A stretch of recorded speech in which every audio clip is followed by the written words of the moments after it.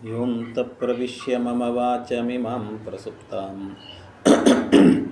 ಸಂಜೀವಯತ್ಯ ಕಿಲ ಶಕ್ತಿಧರಸ್ವಧಾಮ್ನಾ ಅನ್ಯಾಂಶ್ಚ ಹಸ್ತಚರಣಶ್ರವಣತ್ವಗಾದೀನ್ ಪ್ರಾಣಾನ್ನಮೋ ಭಗವತೆ ಪುರುಷಾಯ ತುಭ್ಯಂ ಭವದವೂಷ್ಣೇನ ತಾತಪ್ಯಮಾನಾನ್ ಭುವಿ ಪರಂ ನಾಥಮಪ್ರೇಕ್ಷಮಾಣಾನ್ ಭುವನಮಾನ್ಯೇನ ಚ ಅನ್ಯೇನ ದೋಷ್ಣಾ ಭವತು ಭೀರ್ಮಾ ಇತಿ ನಃ ಸಾಂತ್ವಯಂತಂ ಪ್ರಣತವಾನ್ ಪ್ರಾಣಿನಾಂ ಪ್ರಾಣಭೂತಂ ಪ್ರಣತಿಭಿಃ ಪ್ರೀಣಯೇ ಪೂರ್ಣಬೋಧಂ ತಪೋ ವಿದ್ಯಾ ವಿರಕ್ತ್ಯಾದಿ ಸದ್ಗುಣೌಘಾಕರಾನಹಂ ವಾದಿರಾಜಗುರೂನ್ ವಂದೇ ಹಯಗ್ರೀವಪದಾಶ್ರಯಾನ್ ಮೂಕೋಪಿ ಯತ್ಪ್ರಸಾದೇನ ಮುಕುಂದಶಯನಾಯತೆ ರಾಜರಾಜಾಯತೆ ರಿಕ್ತೋ ರಾಘವೇಂದ್ರಂ ತಮಾಶ್ರಯೇ ಅನವದ್ಯಾತ್ಮಚಾರಿತ್ರಂ ವಾದಿಕದ್ಯೋತಭಾಸ್ಕರಂ ವಿದ್ಯಾಮಾನ್ಯಗುರುಂ ವಂದೇ ವಿದ್ಯಾವಿದ್ಯೋತಭಾಸ್ವರಂ ತಪಸ್ವಾಧ್ಯಾಯ ಶುಶ್ರೂಷಾ ಕೃಷ್ಣಪೂಜಾರತಂ ಮುನಿಂ ವಿಶ್ವೇಶಮಿಷ್ಟದಂ ವಂದೇ ಪರಿವ್ರಾಟ್ ಚಕ್ರವರ್ತಿನಂ ನಾರಾಯಣಂ ಸುರಗುರುಂ ಜಗದೇಕನಾಥಂ ಭಕ್ತಪ್ರಿಯಂ ಸಕಲಲೋಕನಮಸ್ಕೃತಂ ಚ ತ್ರೈಗುಣ್ಯವರ್ಜಿತಮಜಂ ವಿಭುಮಾದ್ಯಮೀಶಂ ವಂದೇ ಭವಗ್ನಮರಾಸುರಸಿದ್ಧವಂದ್ಯಂ ನಾರಾಯಣಾಯ ಪರಿಪೂರ್ಣಗುಣಾರ್ಣವಾಯ ವಿಶ್ವೋದಯಸ್ಥಿತಿಲಯೋನ್ನಿಯತಿಪ್ರದಾಯ ಜ್ಞಾನಪ್ರದಾಯ ವಿಬುಧಾಸುರಸೌಖ್ಯದುಃಖಸತ್ಕಾರಣಾಯ ವಿತತಾಯ ನಮೋ ನಮಸ್ತೆ. ಶ್ರೀ ಗುರುಭ್ಯೋ ನಮಃ. ಹರಿ ಓಂ. ಹರಿ ಓಂ. ಹರಿ ಓಂ.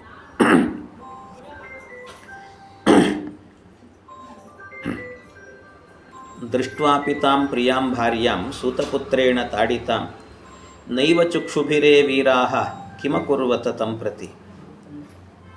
ಇದನ್ನೆಲ್ಲ ಕೀಚಕ ಒದ್ದದ್ದು, ಇಷ್ಟೆಲ್ಲ ದುಃಖವನ್ನು ತಡಿಲಿಕ್ಕಾಗದೇನೆ ಆ ಸುದೇಷ್ಣೆಯ ಬಳಿಯಲ್ಲಿ ಹೇಳಿಕೊಂಡು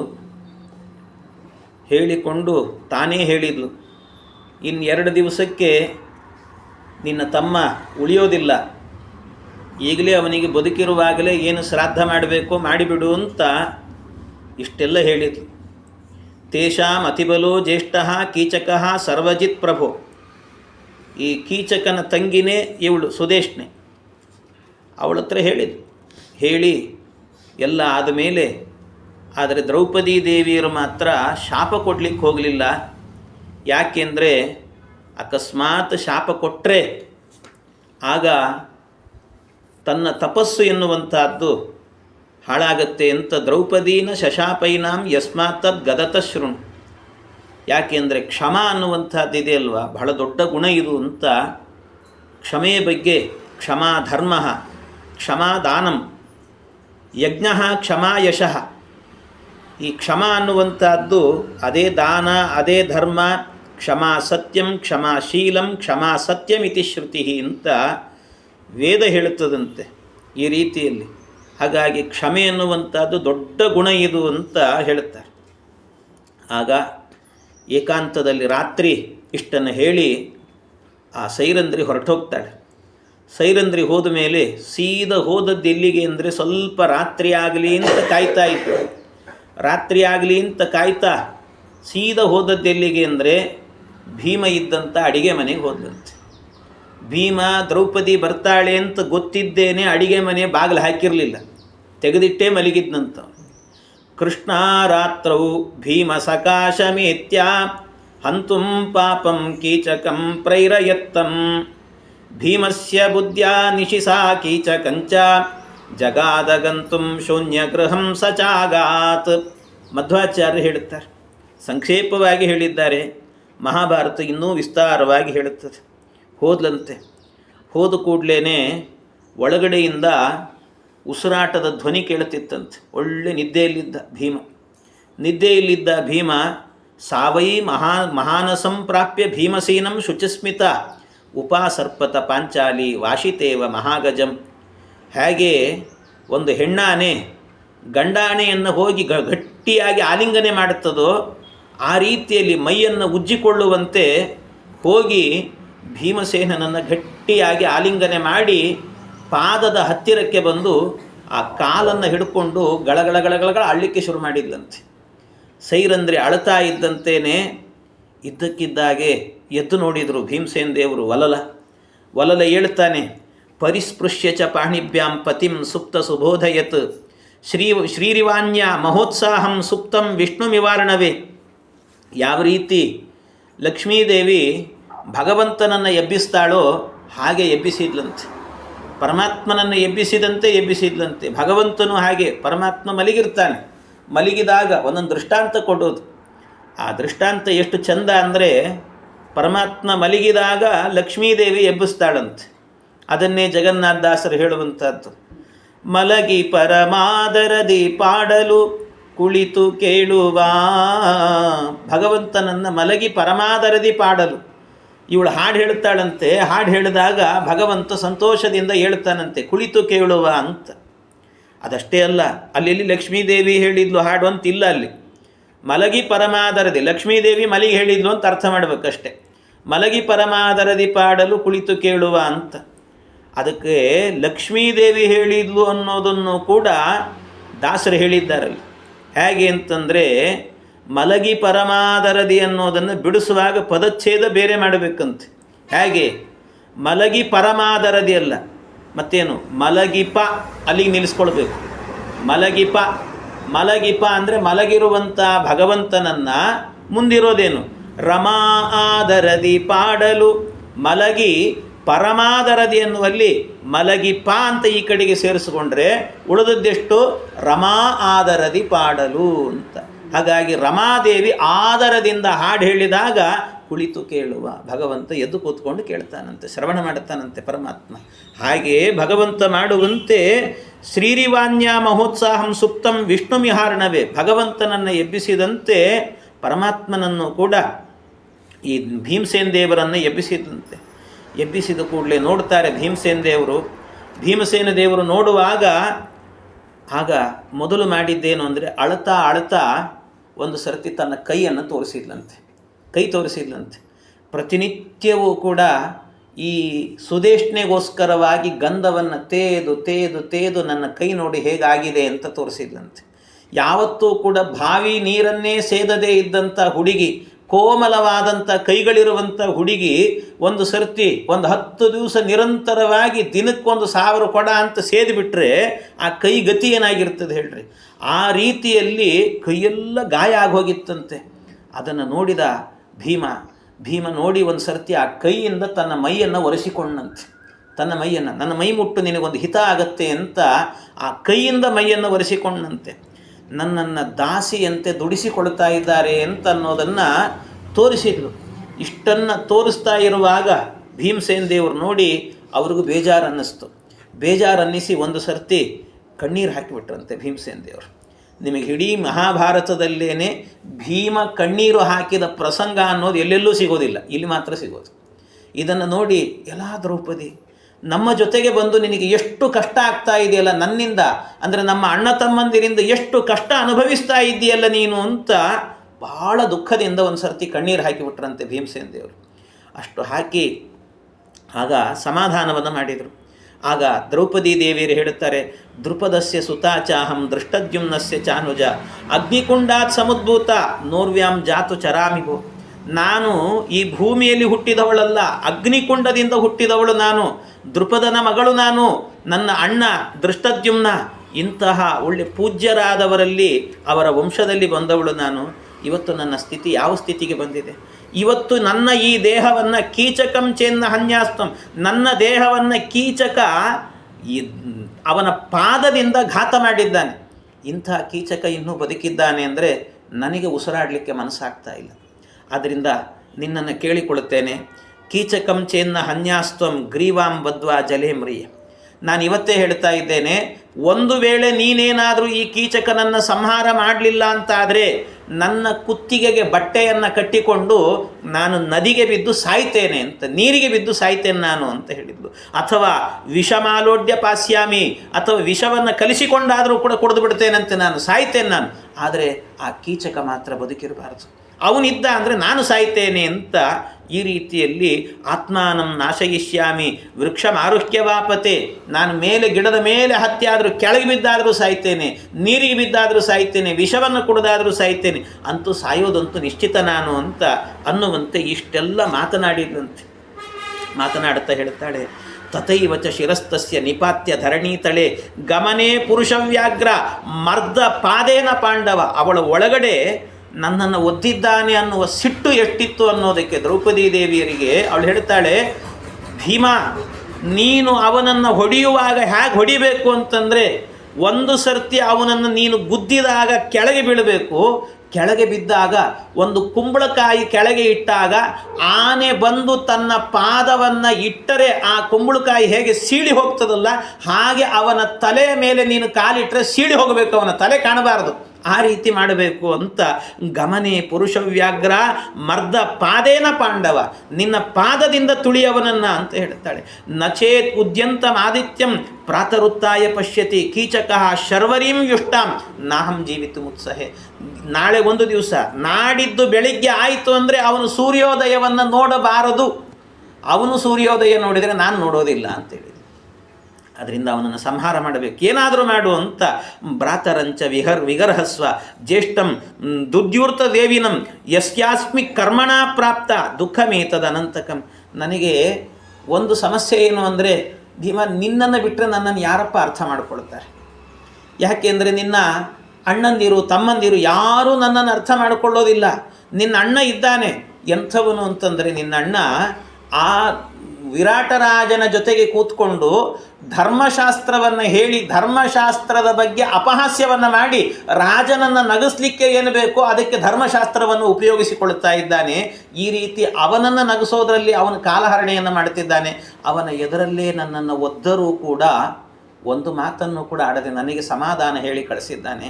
ಎಷ್ಟು ದುಃಖ ಆಗಿರುತ್ತೆ ನನಗೆ, ಇಂಥ ಗಂಡನ ನನಗೆ ಸಿಕ್ಕ ಅಂತ ನಾನು ತುಂಬ ದುಃಖಪಟ್ಟಿದ್ದೇನೆ ನಾನು. ಅದರಿಂದ ಬೇಡ ಭೀಮ, ಏನಾದರೂ ಮಾಡಿ ಅವನನ್ನು ಸಂಹಾರ ಮಾಡಬೇಕು ನೀನು ಅಂತ. ತತ ಉತ್ತಾಯ ಕೈಕೇಯಿ ಸರ್ವಾಸ್ತಾ ಪ್ರತ್ಯಭಾಷತ ಪ್ರೇಕ್ಷ್ಯ ಮಾಂ ಅನವದ್ಯಾಂಗೀಂ ಕಶ್ಮಲಾಭಿ ಹತಾಮಿವ. ಅದಕ್ಕೆ ಆ ಸುದೇಶ್ನಿಗೂ ಕೂಡ ಹೇಳಿಬಿಟ್ಲಂತೆ.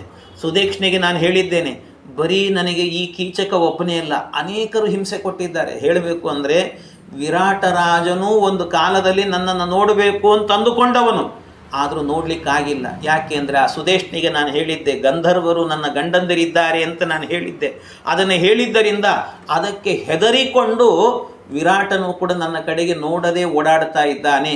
ಇಲ್ಲದೇ ಇದ್ದರೆ ಅವನು ಅನರ್ಥವನ್ನೇ ಮಾಡ್ತಿದ್ನೋ ಏನು. ಆದ್ದರಿಂದಾಗಿ ಜ್ಞಾತ್ವಾತು ಋಷಿತಂ ಭೀಮಂ ದ್ರೌಪದಿ ಪುನರಬ್ರವೀತು. ಇಷ್ಟು ಹೇಳ್ತಾ ಇರುವಾಗ ಕೀಚಕ ಮಾಡಿದ್ದನ್ನು ಹೇಳುವಾಗ ಭೀಮನ ರಕ್ತ ಕುದಿತಾ ಇದೆ, ಕಣ್ಣು ಕೆಂಪಾಗ್ತಾ ಇದೆ ಅಂತೆ. ಅವನ ಮುಖದಲ್ಲಿ ಆ ಸಿಟ್ಟು ಕಾಣುವಾಗ ಇನ್ನೂ ಒಂದಷ್ಟು ಹೇಳಿದ್ದಂತೆ, ನಿನ್ನ ಸಿಟ್ಟು ನನಗೆ ಅರ್ಥ ಆಯಿತು, ಇದೇ ಸಿಟ್ಟು ನನಗೆ ಬೇಕಾಗದ್ದು ಅಂತ ದ್ರೌಪದಿ ದೇವಿಯರು ಮತ್ತೆ ಹೇಳ್ತಿದ್ದಾರೆ. ಜ್ಞಾತ್ವಾತು ಋಷಿತಂ ಭೀಮಂ ದ್ರೌಪದಿ ಪುನರಬ್ರವೀತ್ ತ್ವಯ್ಯೇವ ನಿರಯಂ ಪ್ರಾಪ್ತೆ ಭೀಮ ಭೀಮ ಪರಾಕ್ರಮೇ. ನಿನ್ನ ಪರಾಕ್ರಮ ಏನು ಅನ್ನೋದನ್ನು ಒಂದು ಸರ್ತಿ ತೋರಿಸ್ಬೇಕು. ಯೋ ತರ್ಪಯದ ಏವಾತ್ಮ ಕಾಂಡವೇ ಜಾತವೇದ ಸೋಂತಪುರಗತ ಪಾರ್ಥಃ ಕೂಪೆ ಅಗ್ನಿರಿವ ಸಂವೃತಃ. ನೀನು ಮಾತ್ರ ನನ್ನನ್ನು ಅರ್ಥ ಮಾಡಿಕೊಳ್ಳೋದು. ಇನ್ನು ಇದು ಈ ಧರ್ಮರಾಜನ ಪರಿಸ್ಥಿತಿ ಹೀಗಾದರೆ ಇನ್ನು ನಿನ್ನ ತಮ್ಮ ಇದ್ದಾನಲ್ಲ ಅರ್ಜುನ, ಅವನೇನು ಮಾಡ್ತಿದ್ದಾನೆ ಗೊತ್ತಾ? ಅವನು ಬೃಹನ್ನಳೆಯಾಗಿ ಅವನ ಹೆಸರಿಗೆ ಹೇಳಿದಂತೆ ಷಂಡ ಅಂತ ಕರೆಸಿಕೊಂಡಿದ್ದಾನಲ್ಲ, ನನ್ನನ್ನು ಒದ್ದಿದ್ದಾರೆ ಅನ್ನೋ ಸಂಗತಿ ಗೊತ್ತಿದ್ದರೂ ಕೂಡ ಷಂಡನಂತೆಯೇ ವರ್ತನೆ ಮಾಡ್ತಿದ್ದಾನೆ. ಷಂಡರೂಪಂ ವಹಂತಂ ತಂ ನೃತ್ಯ ಗೀತೈಶ್ಚಲಂಬಿನಂ. ಬರೀ ನೃತ್ಯ ಗೀತೆಗಳನ್ನು ಮಾಡಿಕೊಂಡು ಅನೇಕ ಹೆಣ್ಣು ಮಕ್ಕಳ ಮಧ್ಯದಲ್ಲಿದ್ದುಕೊಂಡು ಕಾಲಹರಣೆಯನ್ನು ಮಾಡುತ್ತಿದ್ದಾನೆ. ಅವನಿಗಿನ್ನೂ ಕೂಡ ನನ್ನನ್ನು ಒದ್ದ ಬೇಸರ ಆಗಿಲ್ಲ ಅಂತ ಕಾಣಿಸುತ್ತೆ. ಏನು ಮಾಡಬೇಕು ನಾನು? ಅದಕ್ಕೆ ಅವನನ್ನು ನಾನು ನಂಬಿಲ್ಲ. ಯದಾಕೇನಂ ಪರಿವೃತಂ ಕನ್ಯಾಭಿಹಿ ದೇವರೂಪಿಣಂ. ಇವತ್ತಂತೂ ಎಲ್ಲಿ ತನಕ ಹೋಗಿದ್ದಾನೆ ಅಂದರೆ ಬೃಹನ್ನಳೆಯಾಗಿ ಯಾವಾಗ ನೋಡಲಿ ಹೆಣ್ಣು ಮಕ್ಕಳ ಜೊತೆಗೇ ಇರ್ತಾನೆ, ಸುತ್ತಲೂ ಹೆಣ್ಣು ಮಕ್ಕಳೇ ಇರ್ತಾರೆ, ಇನ್ಯಾರೂ ಇರೋದಿಲ್ಲ. ಮಾತ್ಸ್ಯಂ ಪಾರ್ಥಂಚ ಗಾಯಂತಂ ವಿರಾಟಂ ಸಮುಪಸ್ಥಿತಂ ಪಶ್ಯಾಮಿ ತೂರ್ಯ ಮಧ್ಯಸ್ಥಂ ದೃಷ್ಟ್ವಾ ಮುಖ್ಯತಿ ಮೇ ಮನಃ. ಇವನನ್ನು ನೋಡ್ತಾ ಇದ್ದರೆ ಒಂದು ಚಿಕ್ಕ ವಯಸ್ಸಿನ ಹೆಣ್ಣಾನೆ, ಅದು ಹೆಣ್ಣಾನೆ ಎನ್ನುವಂಥದ್ದು ಅನೇಕ ಹೆಣ್ಣಾನೆಗಳಿಂದ ಸುತ್ತುವರಿಯಲ್ಪಟ್ಟಂತೆ ಕಾಣಿಸ್ತಾ ಇದೆ ನನಗೆ. ಅವನು ಹೆಣ್ಣಾಗಿ ಬಿಟ್ಟಿದ್ದಾನೆ, ಷಂಡನಾಗಿದ್ದಾನೆ, ಅವನಿಗೆ ನನ್ನನ್ನು ಒದ್ದಂಥ ಪರಿವೇ ಇಲ್ಲ ಅಂತ. ಎಲ್ಲಿ ತನಕ ಅಂದರೆ ಭಾಳ ಅವನು ನನ್ನ ಬಗ್ಗೆ ಯೋಚನೆಯೂ ಮಾಡದೇ ಇರುವಷ್ಟು ದೂರ ಹೋಗಿಬಿಟ್ಟಿದ್ದಾನೆ ಅಂತ. ಅಂದರೆ ಅದು ಅವಳಿಗೆ ಆದ ದುಃಖ. ಅದು ಎಲ್ಲ ಮಾತುಗಳು ಕೂಡ ಸತ್ಯ ಅಂತ ತಿಳ್ಕೊಂಬಿಡಬಾರದು. ವೇದವ್ಯಾಸ ದೇವರು ಕೊನೆಗೊಂದು ಮಾತು ಹೇಳ್ತಾರೆ, ಇದೆಲ್ಲ ಏನು ಅಂದರೆ ಹೆಣ್ಣು ಮಕ್ಕಳು ತುಂಬ ದುಃಖವಾದಾಗ ಏನು ಮಾತಾಡ್ತಾರೋ ಅದನ್ನು ಮನಸ್ಸಲ್ಲಿ ಇಟ್ಕೊಳ್ಬೇಡ್ರಿ ಅಂತ ಬರೆದ್ಬಿಡ್ತಾರೆ. ತುಂಬ ದುಃಖವಾದಾಗ ಅವ್ರು ಏನು ಮಾತಾಡ್ತಾರಲ್ಲ ಅದೆಲ್ಲ ಮನಸ್ಸಿಗೆ ಇಟ್ಕೊಳ್ಬೇಡ್ರಿ ಅಂತ. ಯಾಕೆಂದರೆ ಅದು ದುಃಖದ ಮಾತುಗಳು ಅವ್ರ ಮನಸ್ಸಲ್ಲಿ ಇರೋದಿಲ್ಲ ಅಂತ. ನಾವು ಅಂದರೆ ಗಂಡಸರು ಏನು ಮಾಡಿಬಿಡ್ತಾರಂತೆ, ಅವರು ದುಃಖದಲ್ಲಿ ಏನು ಮಾತಾಡಿದ್ದಾರೋ ಅದನ್ನೇ ಇವ್ರ ಮನಸ್ಸಲ್ಲಿ ಇಟ್ಕೊಂಡ್ಬಿಡ್ತಾರೆ. ಸಮಸ್ಯೆ ಆಗೋದೇ ಅಲ್ಲಿ ಅಂತ ವೇದವ್ಯಾಸ ದೇವರು ಹೇಳ್ತಾರೆ. ಇದು ನಾ ಹೇಳಿದ್ದಲ್ಲ ಮತ್ತೆ. ಹಾಗಾಗಿ ಅವರೇ ಹೇಳ್ತಾರೆ, ಅದು ಯಾವುದನ್ನು ಮನಸ್ಸಲ್ಲಿ ಇಟ್ಕೊಳ್ಳಿ, ಆ ಸಂದರ್ಭಕ್ಕೆ ಬಂದ ಮಾತುಗಳವು ಅಂತ. ಆಮೇಲೆ ಮತ್ತೆ ಆ ಬುದ್ಧಿ ಇರೋದಿಲ್ಲಂತೆ, ಆ ಮನಸ್ಸು ಇರೋದಿಲ್ಲಂತೆ. ಅವರ ಮನಸ್ಸು ಸ್ವಚ್ಛ ಆಗಿಬಿಡುತ್ತದೆ. ಮತ್ತು ಗಂಡ ಏನಿಲ್ಲ, ಒಂದು ಅಡಿಗೆ ಮಾಡಿ ಹಾಕಿದಾಗ ಇವತ್ತು ಸಾರು ತುಂಬ ಚೆನ್ನಾಗಿದೆ ಅಂದರೆ ಮನಸ್ಸು ಕರಿ ಹೋಗಿಬಿಡ್ತದಂತೆ, ಆ ಸ್ಥಿತಿಗೆ ಬಂದುಬಿಡ್ತಾರೆ. ಹಾಗಾಗಿ ಹೆಣ್ಣಿನ ಮನಸ್ಸನ್ನು ಅರ್ಥ ಮಾಡಿಕೊಳ್ಳಿ ಅಂತ ವೇದವ್ಯಾಸ ದೇವರು ಹೇಳ್ತಾರೆ. ಹಾಗೆ ದ್ರೌಪದಿ ದೇವಿಯರು ಕೂಡ ಇವರನ್ನು ಬೈತಾ ಇದ್ದಾಳೆ ಅಂದ ಕೂಡಲೇ ಅವಳ ಮನಸ್ಸಲ್ಲೂ ಆಗಿದೆ ಅಂತ ತಿಳ್ಕೊಂಬಿಡಬಾರದು ಅಂತ. ಅದೇ ರೀತಿಯಲ್ಲಿ ರಾಜಕನ್ಯಾಶ್ಚ ವೇಶ್ಯಾಶ್ಚ ವಿಷಾಂ ದುಹಿತರ ಸ್ತ್ರೀಯ ಸರ್ವಾಹ ಸಾರಯುತಾ ನಾರ್ಯ ದಾಮಗ್ರಂಥಿ ವಶಂಗತಃ. ಇನ್ನು ರಾಜಕನ್ಯೆಯರು, ವೇಶ್ಯೆಯರು, ಇನ್ನು ವೇಶ್ಯ ಕುಮಾರಿಯರು ಎಲ್ಲರೂ ಕೂಡ ಈ ದಾಮಗ್ರಂಥಿ ಇದ್ದಾನಲ್ಲ ನಕುಲ, ಆ ನಕುಲನ ಹಿಂದೆ ಓಡಾಡ್ತಿದ್ದಾರೆ. ಅವನು ಕುದುರೆ ಪಳಗಿಸೋದನ್ನು ನೋಡಿ ಅವನ ಹಿಂದೆ ಬಿದ್ದಿದ್ದಾರೆ ಎಲ್ಲರೂ ಕೂಡ. ಆದ್ದರಿಂದ ಅವನಿಗೂ ಕೂಡ ನಾನು ಇದ್ದೇನೆ ಅನ್ನುವಂಥ ನೆನಪಿಲ್ಲ ಅವನಿಗೆ. ಇನ್ನು ಹೋಗಲಿ, ಈ ಕಡೆಯಿಂದ ಸಹದೇವಸ್ಯ ವೃತ್ತಾನಿ ಚಿಂತಯಂತಿ ಪುನಃ ಪುನಃ ಸನಿದ್ರಾಮಧಿಗಚ್ಚಾಮಿ ಭೀಮಸೇನ ಕುತೋರತಿ. ಅದಕ್ಕೆ ಈ ಸಹದೇವ ಇದ್ದಾನಲ್ವ, ಸಹದೇವನು ಕೂಡ ಇದೇ ಸ್ಥಿತಿನೇ. ಅವನು ಕೂಡ ಗೋಪಾಲಕನಾಗಿದ್ದುಕೊಂಡು ಗೋವಿನ ವೃತ್ತಿಯಲ್ಲೇನೆ ನಾನು ರಾಜನಿಗೆ ಇವತ್ತು ಒಳ್ಳೆ ಹಾಲನ್ನು ಕೊಟ್ಟು ಖುಷಿಪಡಿಸಿದ್ದೇನೆ ಅಂತ ಅಂದ್ಕೊಂಡು ರಾಜನ ಹಿಂದೆ ಸುತ್ತುಕೊಂಡು ಬದುಕ್ತಾ ಇದ್ದಾನೆ. ಅವನ ಹಿಂದೆ ಹುಡುಗಿಯರು ಓಡಾಡ್ತಾ ಇದ್ದಾರೆ. ಈ ಸ್ಥಿತಿಯಲ್ಲಿ ಅವನು ಇದ್ದಾನೆ. ಅದರಿಂದ ಯಾರಿಗೂ ನನ್ನ ನೋವು ಎನ್ನುವಂಥದ್ದು ಅರ್ಥ ಆಗ್ತಾ ಇಲ್ಲ. ಅದಕ್ಕೋಸ್ಕರ ನೀನು ನನ್ನ ನೋವನ್ನು ಅರ್ಥ ಮಾಡಿಕೊಂಡು ನನ್ನನ್ನು ರಕ್ಷಣೆ ಮಾಡಬೇಕು. ಅದಕ್ಕೋಸ್ಕರ ಅವನನ್ನು ಕೊಲ್ಲಬೇಕು ಅಂತ. ಅಹಂ ಸೈರಂದ್ರಿ ವೇಷೇಣ ವಸಂತಿ ರಾಜವೇಶ್ಮನಿ ವಶಗಾಸ್ಮಿ ಸುದೇಷ್ಣಾಯ ಕ್ಯಕ್ಷದೂರ್ತಸ್ಯ ಕಾರಣಾತ್ತು. ಇದೆಲ್ಲ ಇಷ್ಟೆಲ್ಲ ನಡೀತಾ ಇದೆಯಲ್ಲ ಯಾಕೆ ಗೊತ್ತಾ? ಆವತ್ತು ನಿಮ್ಮ ಅಣ್ಣ ದ್ಯೂತವನ್ನು ಆಡಿದ್ನಲ್ಲ, ದ್ಯೂತದಲ್ಲಿ ನನ್ನನ್ನು ಪಣಕ್ಕೆ ಇಟ್ಟನಲ್ಲ, ಅದಕ್ಕೋಸ್ಕರ ನಾವಿವತ್ತು ಈ ಕಷ್ಟವನ್ನು ಪಡ್ತಾ ಇದ್ದೇವೆ. ನಿನ್ನ ಅಣ್ಣನಿಂದ ಹೀಗಾಯಿತು ನೋಡು, ಇದೆಲ್ಲ ದುಃಖದ ಮಾತುಗಳು ಅಂತ. ಹಾಗೆ ನಿನ್ನ ಅಣ್ಣನಿಂದ ಈ ಸ್ಥಿತಿಗೆ ಬಂದಿದ್ದೇನೆ ನಾನು ಅಂತ ತುಂಬ ದುಃಖಿತಳಾಗಿ ಆ ಸೈರಂಧ್ರಿ ಇಷ್ಟನ್ನೆಲ್ಲ ಹೇಳ್ತಾ ಇರುವಾಗ ಆಗ ಭೀಮಸೇನನು ಕೂಡ ಸಮಾಧಾನವನ್ನು ಮಾಡಿದ. ತಲೆಯನ್ನು ಮುಟ್ಟಿ ಸವರಿದ್ನಂತೆ, ಸವರಿ ಹೇಳುತ್ತಾ ಇದ್ದಾನೆ. ಆದರೂ ಕೇಳ್ತಾ ಇಲ್ಲ, ಆ ದುಃಖ ತಡಿಲಿಕ್ಕಾಗ್ತಾ ಇಲ್ಲ. ಇನ್ನೂ ಮಾತಾಡ್ತಾ ಇದ್ದಾಳಂತೆ. ಆಶ್ವಾಸಯನ್ ಹಿ ಪಾಂಚಾಲಿಂ ಭೀಮಸೇನ ಉವಾಚ ದಿಗಸ್ತು ಮೇ ಬಾಹುಬಲಂ ಗಾಂಡೀವಂ ಫಲ್ಗುನಸ್ಯ ಚ. ಅವನು ಹೇಳ್ತಾನೆ, ಭೀಮ ದ್ರೌಪದಿ ಅವಳ ತಲೆ ಮುಟ್ಟಿದ, ಸವರಿದ, ಒಮ್ಮೆ ಸವರಿ ಹೇಳಿದ್ನಂತೆ. ಈಗಲೇ ಹೇಳ್ತಾ ಇದ್ದೇನೆ ಕೇಳು, ನನ್ನ ಈ ಬಾಹುಬಲಕ್ಕೆ ಧಿಕ್ಕಾರ ಇರಲಿ. ನನ್ನ ಏನು ತಮ್ಮ ಇದ್ದಾನಲ್ಲ ಅರ್ಜುನ, ಅವನ ಗಾಂಡೀವಕ್ಕೆ ಧಿಕ್ಕಾರ ಇರಲಿ. ಒಂದು ವೇಳೆ ನಾನೇನಾದರೂ ಕೂಡ ಕೀಚಕನನ್ನು ಸಂಹಾರ ಮಾಡಲಿಲ್ಲ ಅಂದರೆ ನನ್ನ ಬಾಹುಬಲಕ್ಕೆ ಧಿಕ್ಕಾರ ಅಂತ ಹೇಳಿ. ನೋಡ್ತಾ ಇರು, ನಿನ್ನ ಕಣ್ಣ ಮುಂದೆನೆ ಎತ್ತೇ ರಕ್ತವು ಪುರಾ ಭೂತ್ವ ಪಾಣಿ ಕೃತಕಿಣಾವುಭವು ತದದ್ಯ ಮಾಂ ಸುತಪತಿ ಯತ್ಕೃತಂ ನ ಮಯಾಪುರ ಸಭಾಯಾಂ ಸ್ಮ ವಿರಾಟಸ್ಯ ಕರೋಮಿ ಕದನಂ ಮಹತ್ ತತ್ರ ಮಾಂ ಧರ್ಮರಾಜಸ್ತು ಕಟಾಕ್ಷೇಣ ನ್ಯವಾರಯತ್. ಒಂದು ನೆನಪಿಟ್ಟುಕೋ, ನಾನು ಆಗಲೇ ಒಂದು ಸರ್ತಿ ಮುಷ್ಟಿ ಹಿಡಿದಿದ್ದೆ. ಆ ವಿರಾಟ ರಾಜನ ಆಸ್ಥಾನದಲ್ಲಿ ನಿಂತಾಗಲೇ ಅವನನ್ನು ಪುಡಿಗಟ್ಟಿ ಬಿಡಬೇಕು ಅಂತ ನಿಂತಿದ್ದೆ. ಆದರೂ ನನ್ನ ಅಣ್ಣ ತಡದ, ಅದಕ್ಕೋಸ್ಕರ ನಿಂತಿದ್ದೇನಷ್ಟೆ. ಇಲ್ಲ ಅಂದರೆ ಆಗಲೇ ಮುಗಿಸಿಬಿಡ್ತಿದ್ದೆ. ಆದರೆ ಆಗ ಏನು ಮಾಡಬೇಕಾಗಿತ್ತು ಆ ಕೆಲಸವನ್ನು ಈಗಲಾದರೂ ಬಿಟ್ಟೇನಾ? ಮಾಡೇ ಮಾಡ್ತೇನೆ ನೋಡು ಅಂತ ಹೇಳಿದ. ನೋಡು ಮಾಡ್ತೇನೆ ಅಂತ. ಕೆಲವು ಪ್ರಸಂಗಗಳಲ್ಲಿ ಭೀಮಸೇನ ದೇವರ ವ್ಯಕ್ತಿತ್ವ ಎಂಥದ್ದು ಅಂದರೆ, ಅವರ ಹೆಂಡತಿಗೋಸ್ಕರ ತ್ಯಾಗ ಮಾಡಿದ್ದಾರೆ ಬೇಕಾದಷ್ಟು. ಆದರೂ ಕೂಡ ಒಂದು ಅರ್ಥದಲ್ಲೇನು ಅಂದರೆ ಭಗವಂತನ ಸಂಕಲ್ಪಕ್ಕೋಸ್ಕರ ಅನೇಕ ತ್ಯಾಗ ಮಾಡಿದ್ದಾರಂತೆ ಭೀಮಸೇನ ದೇವರು. ಅನೇಕ ಇದು ಆಗಲೇ ಮಾಡ್ಬೋದಿತ್ತು, ಅವರು ಕೀಚಕನ ಸಂಹಾರ ಮಾಡಿಬಿಡ್ಬೋದಿತ್ತು. ಮಾಡಿದರೆ ಏನಾಗ್ತಿತ್ತು ಅಂದರೆ ಊರಿಗೆಲ್ಲ ಪ್ರಚಾರ ಆಗ್ತಿತ್ತು. ಪ್ರಚಾರ ಆಯಿತು ಅಂತಾದರೆ ಆಗ ಮತ್ತೆ ಇವರು ಅಜ್ಞಾತವಾಸ ಎಲ್ರಿಗೂ ಜ್ಞಾತವಾಗಿ ಬಿಡ್ತಿತ್ತು. ಇದೆಲ್ಲ ಸಮಸ್ಯೆ ಇತ್ತು. ಈ ಸಮಸ್ಯೆಯನ್ನು ಪರಿಹಾರ ಮಾಡಿಕೊಳ್ಳೋದಕ್ಕೋಸ್ಕರ ಏನೂ ಮಾಡಲಿಲ್ಲ ಆಗ ಭೀಮ. ಇದೇ ರೀತಿಯ ಪ್ರಸಂಗ ಅಲ್ಲಲ್ಲಿ ನಡೆಯುತ್ತೆ. ಭೀಮನ ಎದರಲ್ಲೇನೆ ದುಶ್ಯಾಸನನು ಕೂಡ ಈ ದ್ರೌಪದಿ ದೇವಿಯರನ್ನು ಸಭೆಗೆ ಕರ್ಕೊಂಡು ಬಂದು ಅವಳ ವಸ್ತ್ರಾಪಹರಣವನ್ನು ಮಾಡುವಾಗ ಯಾರು ಸುಮ್ಮನೆ ಇರ್ತಾರೆ? ಬೇರೆ ಯಾರೋ ಒಬ್ಬ ಅಬಲೆಯಾದ ಹೆಣ್ಣಿಗೆ ಅವಮಾನ ಆಗ್ತಾ ಇದ್ದರೆ ಮತ್ತೊಬ್ಬ ಗಂಡು ಎದುರುಗಡೆ ಇದ್ದ ಅಂದರೆ ಯಾಕೋ ಹೀಗೆ ಮಾಡ್ತೀ ಅಂತ ಒಂದು ಮಾತಾದರೂ ಮಾತಾಡ್ತಾನೆ. ಅಂಥದ್ರಲ್ಲಿ ಮಹಾಬಲಿಷ್ಠನಾಗಿರುವಂತಹ ಬಾಹುಬಲ ವೀರನಾಗಿರುವಂಥ ಒಬ್ಬ ಭೀಮ ಆ ಸಭೆಯಲ್ಲಿ ನಿಂತು ಒಂದು ಮಾತಾಡಲಿಲ್ಲಲ್ಲ, ದುಶ್ಯಾಸನನಿಗೇನು ಹೇಳಲಿಲ್ಲಲ್ವ, ಯಾರ ಬಗ್ಗೆನೂ ಮಾತಾಡಲಿಲ್ಲಲ್ಲ, ಹಲ್ಲು ಕಡಿತಾ ಕೂತ್ಕೊಂಡೇ ಹೊರತು ಯಾರನ್ನು ಏನು ಮಾಡಲಿಕ್ಕಾಗಲಿಲ್ಲ. ಯಾಕೆ? ಭೀಮನಿಗೆ ತಾಕತ್ತಿರಲಿಲ್ವ ಭೀಮನಿಗೆ ಅಂತ ಕೇಳಿದರೆ, ಅದಕ್ಕೆ ವಾದಿರಾಜಸ್ವಾಮಿಗಳು ಬಹಳ ಅದ್ಭುತವಾಗಿ ಲಕ್ಷಾಲಂಕಾರದಲ್ಲೂ ಹೇಳಿದ್ದಾರೆ. ಅದರ ಜೊತೆಗೆ ಸರಸಭಾರತಿ ವಿಲಾಸ ಗ್ರಂಥದಲ್ಲೂ ಕೂಡ ಹೇಳಿದ್ದಾರೆ. ಅದನ್ನು ಬಹಳ ಅದ್ಭುತವಾಗಿ ಹೇಳುತ್ತಾರೆ. ನಿಜವಾಗಲೂ ಯಾಕೆ ಅಂತ ಹೇಳಿದರೆ, ಭೀಮಸೇನ ದೇವರು ಏನು ವಿಚಾರ ಮಾಡಿದರು ಅಂದರೆ, ನನಗೆ ನನ್ನೊಡೆಯ ಭಗವಂತ ಇದ್ದಾನಲ್ಲ ಕೃಷ್ಣ, ಅವನ ಸಂಕಲ್ಪ ಮೊದಲು, ನನ್ನ ಹೆಂಡತಿ ಆಮೇಲೆ ಅಂತ ಅಂದ್ಕೊಂಡು, ಕೃಷ್ಣನ ಸಂಕಲ್ಪ ಮೊದಲು ಅಂತ. ಯಾಕೆ ಅಂದರೆ ಕೃಷ್ಣನ ಸಂಕಲ್ಪ ಏನು ಅಂದರೆ, ಈ ದುರ್ಯೋಧನ ಮುಂದೆ ತಾನು ಇಡೀ ಜಗತ್ತಿನಲ್ಲಿರುವಂಥ ಎಲ್ಲ ಅಕ್ಷೌಹಿಣಿ ಸೈನ್ಯಗಳನ್ನೆಲ್ಲ ಒಟ್ಟಿಗೆ ಸೇರಿಸಬೇಕು. ಆ ಎಲ್ಲ ದುಷ್ಟರು ಒಟ್ಟಿಗೆ ಸೇರಿದಾಗ ಎಲ್ಲರನ್ನೂ ಏಕಕಾಲದಲ್ಲಿ ಭೀಮ ಅವರನ್ನು ಪುಡಿಗಟ್ಟಬೇಕು. ಇದಕ್ಕೋಸ್ಕರವಾಗಿ ನೀನು ಕಾಯಬೇಕು ಅಂತ ಕೃಷ್ಣನ ಸಂಕಲ್ಪ ಇತ್ತು, ಭಗವಂತನ ಸಂಕಲ್ಪ. ಒಂದು ವೇಳೆ ಏನಾದರೂ ಕೂಡ ಭೀಮ ಗಟ್ಟಿ ಮನಸ್ಸು ಮಾಡಿ ಒಂದು ಗುದ್ದಿದ್ದ ಅಂದರೆ ಅಲ್ಲೇ ದುಷ್ಟ ದುರ್ಯೋಧನ ದುಶ್ಯಾಸನ ಎಲ್ಲರೂ ಸತ್ತೇ ಹೋಗ್ತಿದ್ರು. ಅವರು ಸತ್ತರೆ ಉಳಿದ ದುಷ್ಟರನ್ನೆಲ್ಲ ಒಟ್ಟು ಮಾಡುವ ಕೆಲಸ ಯಾರು ಮಾಡ್ತಿದ್ರು? ಈ ದಲ್ಲಾಳಿ ಕೆಲಸ ಒಬ್ಬರು ಮಾಡಬೇಕಲ್ಲ, ಯಾರು ಮಾಡ್ತಿದ್ರು ಅದನ್ನು? ಅದಕ್ಕೋಸ್ಕರವಾಗಿ ಕೃಷ್ಣನ ಸಂಕಲ್ಪ ಮೊದಲು, ನನ್ನ ಹೆಂಡತಿ ಆಮೇಲೆ ಅಂತ ಅಂದ್ಕೊಂಡು. ಅದಕ್ಕೆ ವಾದಿರಾಜರು ಹೇಳ್ತಾರೆ, ನೀವೆಲ್ಲ ತಿಳ್ಕೊಂಡಿದ್ದೀರಿ ಕೃಷ್ಣ ಕಷ್ಟ ಬಿಡಿಸುಬಾರು ಅಂತ ದ್ರೌಪದಿ ದೇವಿ ಕರೆದದ್ದಕ್ಕೋಸ್ಕರ ಕೃಷ್ಣ ಬಂದು ಅಕ್ಷಯ ವಸ್ತ್ರವನ್ನು ಕೊಟ್ಟ ಅಂತ. ಅವ್ರು ಹಾಗೆ ಹೇಳೋದಿಲ್ಲ ವಾದಿರಾಜರು. ದ್ರೌಪದಿ ಕರೆದದ್ದಕ್ಕೋಸ್ಕರ ಬಂದದ್ದಲ್ಲ. ಮತ್ತು ಯಾಕೆ ಬಂದ ಕೃಷ್ಣ ಅಂದರೆ ಭೀಮನಿಗೋಸ್ಕರ ಬಂದಂತೆ ಕೃಷ್ಣ. ಭೀಮನನ್ನು ನೋಡಿ ಕೃಷ್ಣ ಅಂದುಕೊಂಡಂತೆ, ಎಲ್ಲಾ ಭೀಮ, ನಿನ್ನ ಹೆಂಡತಿಗೆ ಅವಮಾನ ಆಗುವಾಗಲೂ ಕೂಡ ನನ್ನ ಸಂಕಲ್ಪ ಮೊದಲು, ನಿನ್ನ ಹೆಂಡತಿ ಆಮೇಲೆ ಅಂತ ಹೇಳ್ತಿದ್ದೀಯಲ್ಲೋ, ಎಂಥ ತ್ಯಾಗವೋ ನಿನ್ನದ್ದು. ಈಗಲೂ ನಿನ್ನ ಹೆಂಡತಿಯ ರಕ್ಷಣೆಗೆ ಬರಲಿಲ್ಲ ಅಂದರೆ ಅದು ನನ್ನ ತಪ್ಪಾಗತ್ತೆ. ಆದ್ದರಿಂದ ಬೇಡ ಭೀಮ, ನಿನಗೋಸ್ಕರ ನಾನು ನಿನ್ನ ಹೆಂಡತಿಗೆ ಅಕ್ಷಯ ವಸ್ತ್ರವನ್ನು ಕೊಡ್ತೇನೆ ಅಂತ ಭೀಮನಿಗಾಗಿ ಅಕ್ಷಯ ವಸ್ತ್ರವನ್ನು ಕೊಟ್ಟನಂತೆ ಕೃಷ್ಣ. ಹಾಗೆ ಭೀಮನಿಗೋಸ್ಕರ ಕೊಟ್ಟದ್ದು ಅಂತ ತಿಳಿಬೇಕು ಅಂತ ವಾದಿರಾಜರು ವರ್ಣನೆ ಮಾಡುತ್ತಾರೆ. ಆ ರೀತಿಯಲ್ಲಿ ಭಗವಂತ ಬಂದ. ಅಂದರೆ ಇಲ್ಲೂ ಕೂಡ ಸಂಯಮದಿಂದ ವರ್ತನೆ ಮಾಡಿದರೆ ಯಾಕೆ ಅಂತಂದರೆ ಇದೆಲ್ಲ ಕೃಷ್ಣನ ಸಂಕಲ್ಪ ಅಂತ.